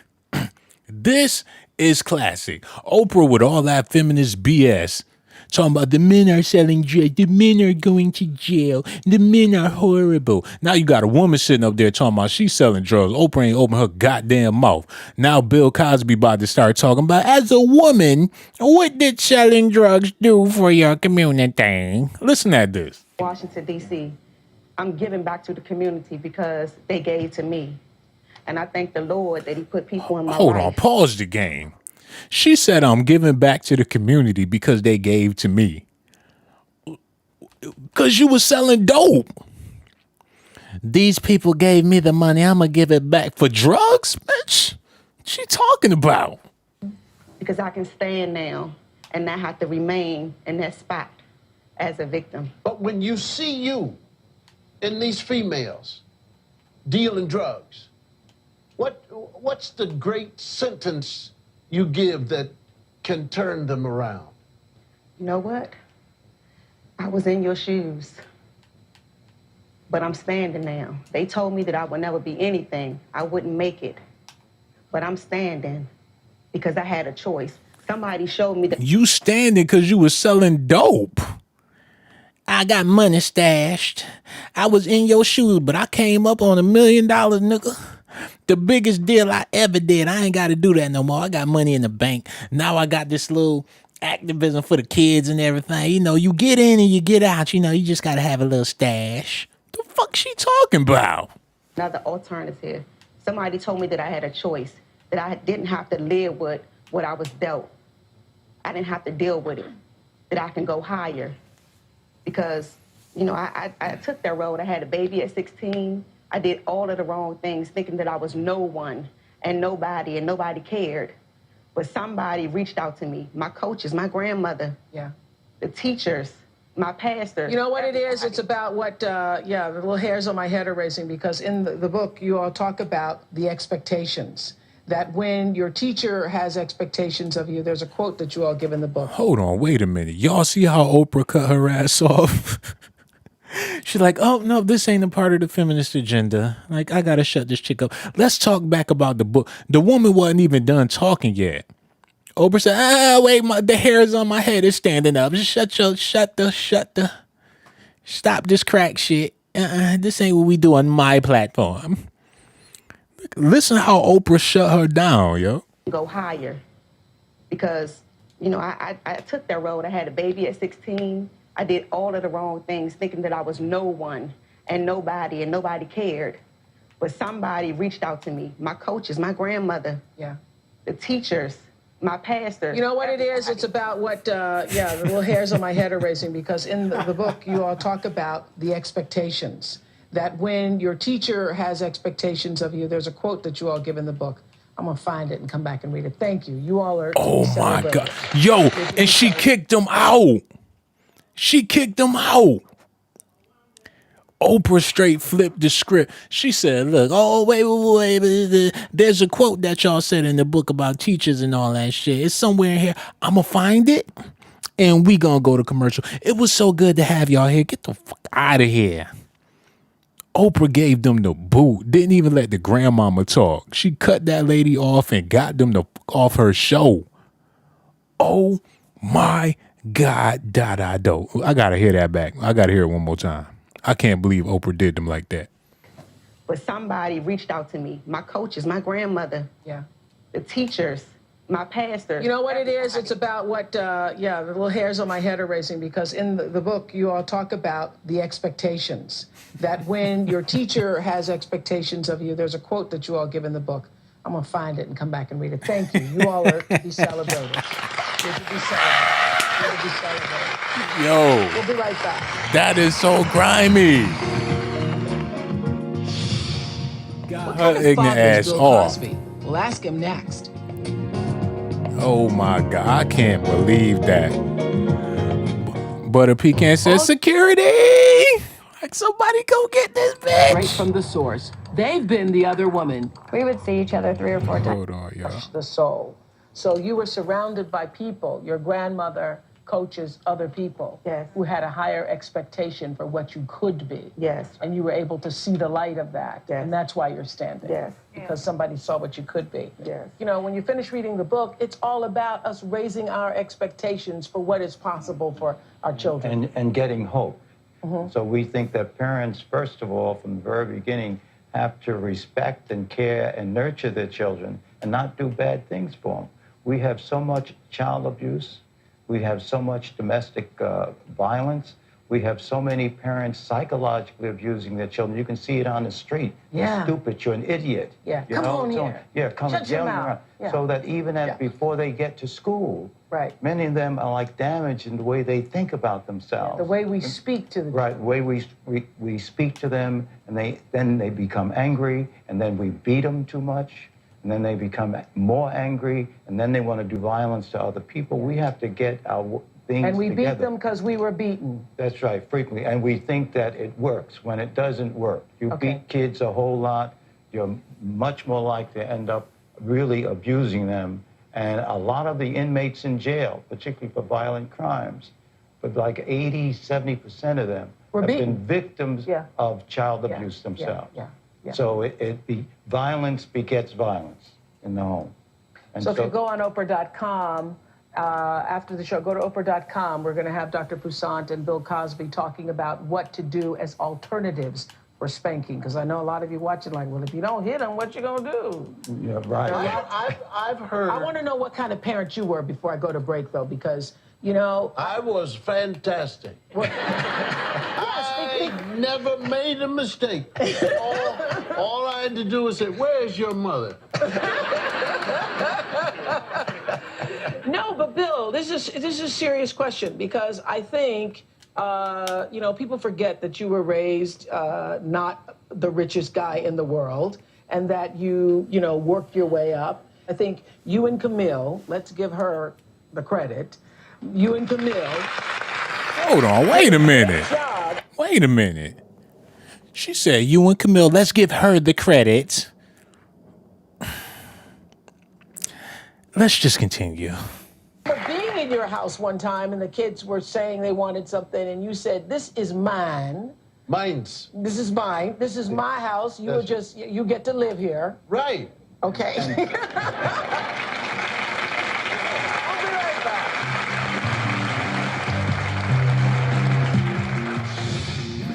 What do you think parents should... Yo, hold on, man. I'm gonna say this too. Even though I be talking bad about Oprah, I think she's sexy. I think she just need a real man like this, you know, treat her right, you know, have good conversations. Because, you know, Oprah know how to hold the conversation and all that. And she got that little sexy laugh. Now, I know she old now and everything, but, you know, she a voluptuous sister and everything. And I ain't trying to, you know, I know she, you know, ain't got no sexuality or nothing like that. But I don't think Stedman knew what to do with Oprah, man. You got to cook her a steak dinner and all that. Pour her a glass of wine. Rub her feet. You know, lick them juicy lips. I ain't trying to be nasty, but she got that little cute laugh and everything. Like, Oprah's sexy. You know what I'm saying? And if I could go back in time, like, I would get at Oprah. And she got money too. Oh my God, yo. Oprah is a turn on. Y'all wondering why a grown ass man over here listening to Oprah? I think she's sexy. Listen to her little laugh. Hold on. In your house one time and the kids were saying they wanted something and you said, this is mine. Mine's. This is mine. This is my house. You were just, you get to live here. Right. Okay. Yo, did y'all hear the way she was laughing? She got that Maybach music laugh. Maybach music. That's sexy, you know what I'm saying? It's something exotic about Oprah. Y'all think she fine, man. Like, yo, anybody got her contacts? Her and Gayle King, they both sexy. All right, let's just get back to this, man. There's a friend of mine, and he has a thing called shakedown. He doesn't have it, but he talks to his congregation, telling parents why they don't have to knock on a door, a bedroom door of a child, and say, may I come in? And he says that in prison, you have a shakedown. So the guards come, you stand, drop your trousers, they stop the water flow, turn off the light, do things, and they check your place out. Why? Because you don't pay any rent. This is not your place. You're in prison. They got the National Guard, he says. He says, this is your house. If your child has a gun, you should know. Look under the mattress. They're stupid enough. Every child on the face of this earth always thinks they'll never look here. And look under the mattress. Look under the bed. You don't trust me. We'll talk about it. We'll talk about it. Look up in the ceiling. Look around the thing. Read the materials on the wall. Have a little look at the internet. MySpace. How many times have you seen things go wrong and the parents say, well, I didn't want to look in there. I didn't want, but the signs are there. Who are you playing with? Who are these people? Why do you have to? What is your homework? We have parents who don't know what substance. Hold on, wait a minute. Mother Teresa donated $10. Yo, Mother Teresa, I got so much love for you, sister. And the truth is, I'm only going to get 2 of them 10.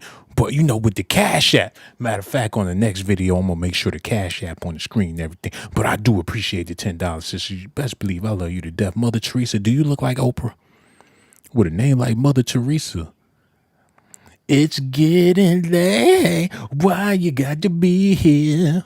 You got R&B songs all in my head. Yo, let me know what's really good and everything, because, you know, it ain't about the money and everything. Mother Teresa, I bet you a plus-size double-decker. Oh, Angie Stone / Jill Scott looking ass stomach. Oh, my God. Let's just get back to this news, man. Thank you so much, Mother Teresa. Children are taking, who don't know when the test is coming, who don't know if they've finished, don't know the grades. We must know. You're in a time, ladies and gentlemen, those of you living in these areas where the area can eat you alive.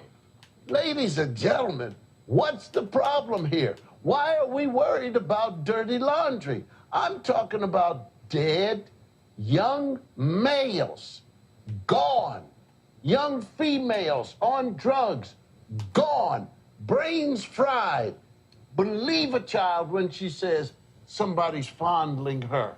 Believe that you've got to go to see the teachers when you're a parent. Believe that you can make your place clean.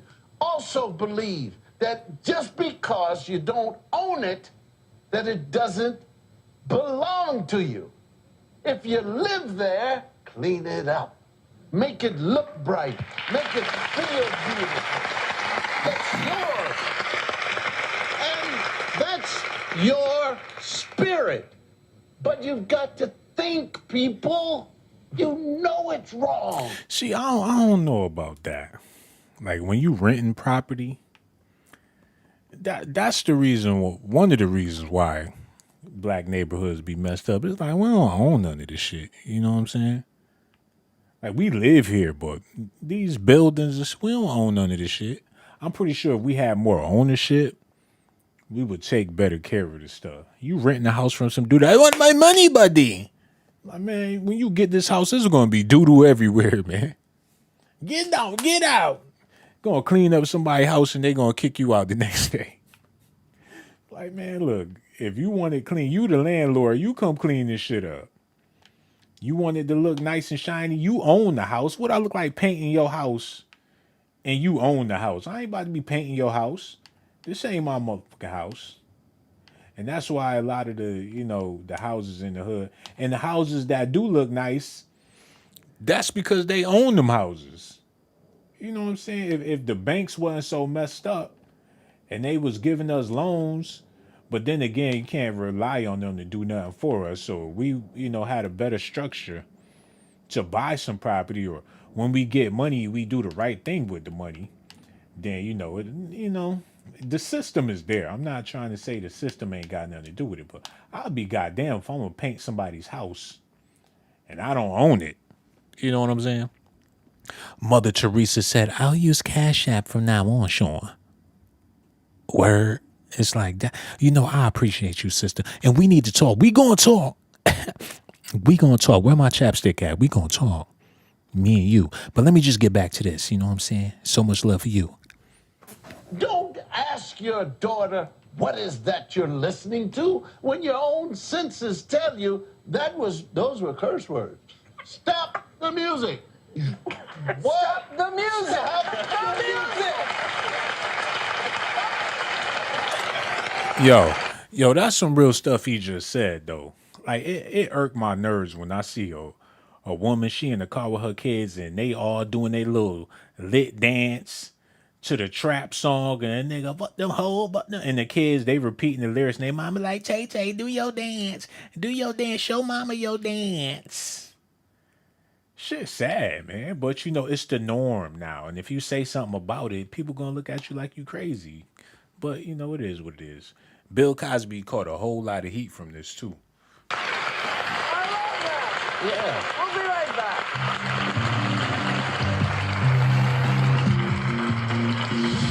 back. Coming up. No, the question is, can we turn this around? We're going to ask Bill that question next.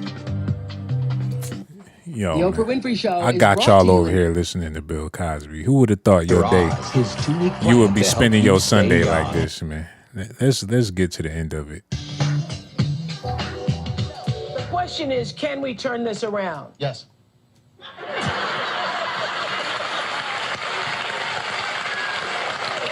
on, people. Bill Cosby. Thank you. Go to Oprah.com for their comment on spanking. We'll see you. Bye. That was amazing, man.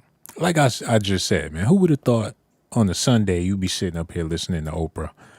Now, I'm about to wrap this up, but I want to listen to this Candace Owens and what she had to say to this brother. Then I'm about to get out of here. You heard? Haven't done anything to correct it. This is why. So just listen to a few of these, and I'm going to put a link at the top so you can see the whole interview that she had with this guy, the Black Lives Matter. I guess he's the president. Yeah, I'd rather go to that She video. put him in his place. He ain't but talking about check shit. out some of his interviews and tell me what you think. Where have the Republicans failed black people? That they haven't done anything to correct it. This is why people call your name. You speak sometimes, and I'm saying this from a very earnest place.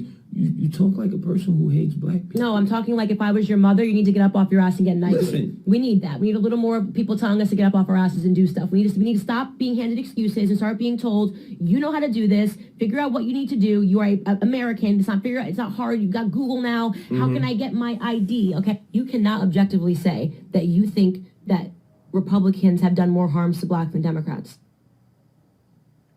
Can you? This is the problem. I want to know. Voting issues. You look at voter suppression, right? And it's Republicans behind this. Now, you said if I was right, you'd admit it. No, I'm just asking you to explain it further because I want people that are so hearing their laws you to hear. Their laws like, Yo, this dude's sound quality is horrible. But Candace Owens, she's saying, look, I ain't no Candace Owens fan or nothing like that, but sometimes she said Democrats want black people to fail. Hold on, are Trump's economic policies helping African Americans? Y'all gonna miss Trump. That's all I'm gonna say. This Biden boy in office, y'all, man, look, y'all gonna miss Trump with his racist ass. I believe the legacy and the ancestry of black Americans is being insulted every single day. I will not pretend to be a victim in this country. I know that makes many people on the left uncomfortable. And Democrats on the House Judiciary Committee were extremely uncomfortable as Candace Owens just slashed at the narratives of the people like Nadler and Ted Lieu. In fact, when C-SPAN tweeted out the video of the confrontation with Lieu, it racked up 4.47 million views in less than 24 hours. It's a Twitter record for that network. Joining me now in her first interview since the explosive hearing is Candace Owens herself. She's the comms director for Turning Point USA, and Leo Terrell, civil rights attorney. We have both sides represented here tonight. Candace, why do you think that your moment, and I watched it from beginning to end, has drawn such attention, and what has been the reaction to you personally since? Well, I think it drew attention for a lot of reasons. I think in many ways people on the right felt vindicated. And I know that there were a lot of moderate people that came over and realized that what I was talking about were actually real issues in black America. I touched upon the illiteracy rates. 75% of black boys in California not being able to read is a problem in black America. White nationalism, when black on black crime, 90.1% of all homicides against black Americans are performed by other black Americans. The entire hearing, in my opinion, was a hoax. The continued hoax on black America, which comes to us from Democrats who want us ultimately to fail by focusing on something that is not harming us when you look at all of the other issues that we are facing. Now, Leo, you watched, I'm sure, at least part of what Candace said yesterday. Your reaction? Well, I just see right now Candace Owens is getting 15 minutes of fame, and just give me 30 seconds to prove my point. She just, again, assumed that all Democrats are hoping that black people fail. On her interview with C-SPAN, she says that the word nationalism has been compromised or poisoned by elitists. Tell that to the people in Charlottesville. She then tried to put herself in the same category of Donald Trump, talking about the false narrative. But the part that was so insulting when she's promoting her employer and said that... Man, look, man. They keep on, why they always got to throw black males under the bus? Black men can't read. It's a bunch of people out here that can't read, God damn it. It's white people that can't read. You got Arabic people can't read. Fucking, it's a lot of people in America that can't fucking read. So more black women know how to read more than black men. Come on, man. They always, why we gotta be the goddamn they just kick us. If it's any argument of something negative, that's why that Lil Nas X video when he was with the devil and all that shit, that's what they think about us anyway. They always put some horns on a nigga. Black men can't. I know plenty of white boys can't read. You totally, dude. Oh, shit, Beavis and Butthead couldn't read. That's somebody's ass. So what? Terrell don't know how to read. R. Kelly don't know how to read. Fantasia don't know how to read neither, nigga. Come on now. But that's Negro hitting. I know I sound like I sound like a bunch of stuff. Like a misogynist, a male chauvinist or whatever that is. I sound like all of that. Like a male misogynist. I don't even know how to give massages. Here we go, man. To Jerusalem, and not a single Democrat went there. Miss Owens, let me tell you, 72% of Jewish Americans voted for Democrats. So you did a great job of promoting yourself and playing the victim. And by the way, it's not just black people were not stupid by what you said. Americans were not stupid, because I listened to everything you just said. And I hope you can challenge what I said about the number of blacks, number of Jews who support Democrats. But you did a good job of marketing yourself today, putting yourself in the same boat as the president. Good job, Candace. All right. So the personal attack, I just want to, for the record, I just want to say the personal attacks continue. That, Leah, was you're attacking her character. She's mentioning issues. You're attacking her character and what she said. You're not attacking. See, the black dude, he coming at Candace Owens real hard. Like, that's unnecessary the way he coming at her. Like, he could have said what he had to say, but he didn't have to be so aggressive about it. Now, if Candace Owens was a white lady, he would not have that same type of energy. Oh, you did a real good job promoting yourself. He mad at her because she black. Now that white lady checking his ass. I'm sorry, I didn't mean it like that. That's not what I meant to say. Oh, bitch ass nigga. Listen, yo. She's mentioning issues. You're attacking her character and what she said. You're not attacking that. You're not a leader. In my opinion, let her speak now. Don't talk over the let me speak. Let me speak. Yo, that white lady shut him down. She said, let her speak. Don't you talk over the guest. You shut your black ass up right now. This is Fox News, by the way. The white lady told him, you shut your ass. You talked about her character. You stop it. He thought he was going to go off. He was rolling his... Yo, politics is fun. Maybe I need to get more into this. Because this shit is entertaining. He was rolling his neck. No, you're not going to do that. You shut your black ass up. What she said. You're not attacking that. You're not a leader. In my opinion, let her speak now. Don't talk over the guest. Let me speak. That wasn't ad hominem attack, and it's childish, and I'm not going to play these playground tactics with you. I'm going to keep the focus on Black America and the things that are actually impacting us. This is an adult conversation that needs to be had. Okay, the shootings in Chicago. It was Laura Ingraham who hosted and had a real conversation with people that were living in that neighborhood about things that are affecting them. And ultimately, this is why the Blexit movement grows. This is why blacks are exiting the Democrat Party, because ad hominem attacks are not making people feel better about themselves. Ad hominem attacks are not going to impact our financial situation in Black America. It's unfortunate because you consider yourself a civil rights leader. You're just attacking me. You're just attacking me. You haven't actually offered anything that's constructive for Black America. All right, does anyone watching your program honestly believe what she just said? I'll give you a straight. She said Democratic Party want black people to fail. See, those are talking points, Ms. Owens, because you know deep down inside, just because you disagree with the Democrats, you cannot assume that Democrats want black people to fail. That's what you just said on national TV. I did, and I believe that, and I will back that up with facts. Well, okay, I will back it up with facts. I will back it up with facts. You know that's not true. I want to play something Laura, you know that's that not was true. said today.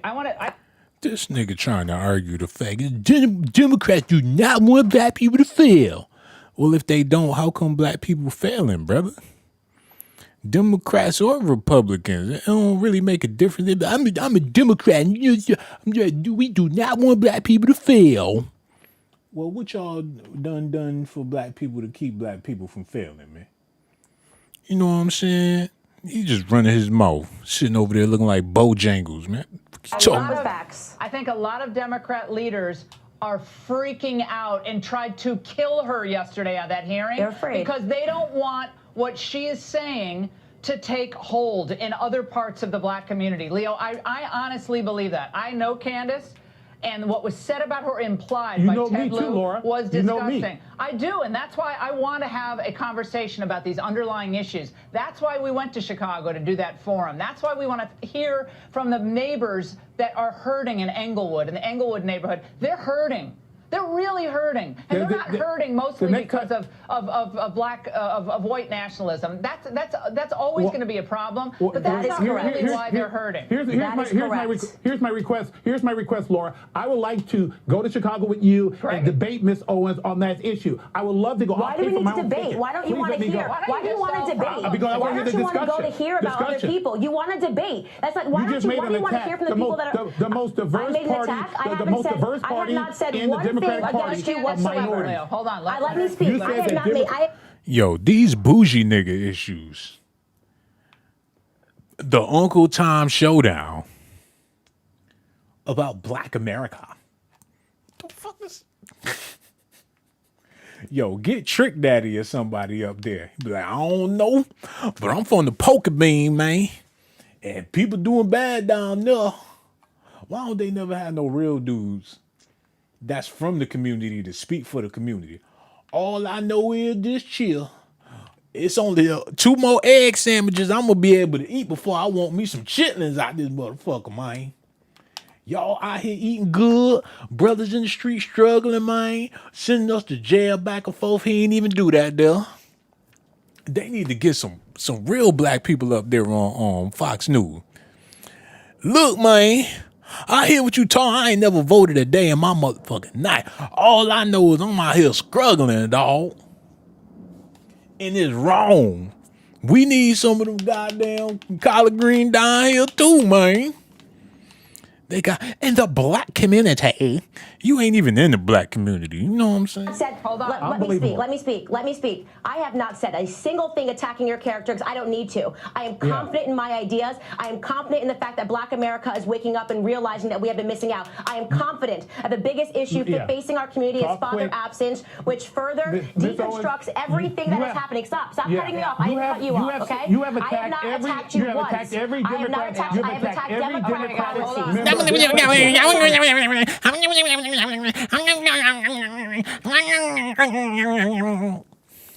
They just love jawing at each other. That's that that's that self-hate. You know what I'm saying? I hate your black ass. I hate your black ass. I hate you, nigga.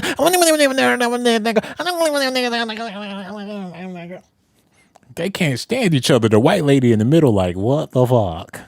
Policies are hurting Black America. Every Democrat. Every Democrat. She has basically said that every Democrat, the most diverse party of minorities, of people of color, she has just said on national TV over and over again that the Democrats want black people to fail. Ms. Owens, that's not the person those are your words. That's not true. That is not true. Leo, that's a fact, not an attack. I would actually take what Leo said with a greater sense of belief and credibility. Had Leo, you said something similar every time a Nita Lowey or a Elijah Cummings just imparts the worst motives on people who disagree with them on policy, and it happens far too often. So the worst motives ever come on the other side. Are you a white person? Then you have too much white privilege. Then you need to sit down and let someone else's truth be heard. I think Leo, you got your truth out.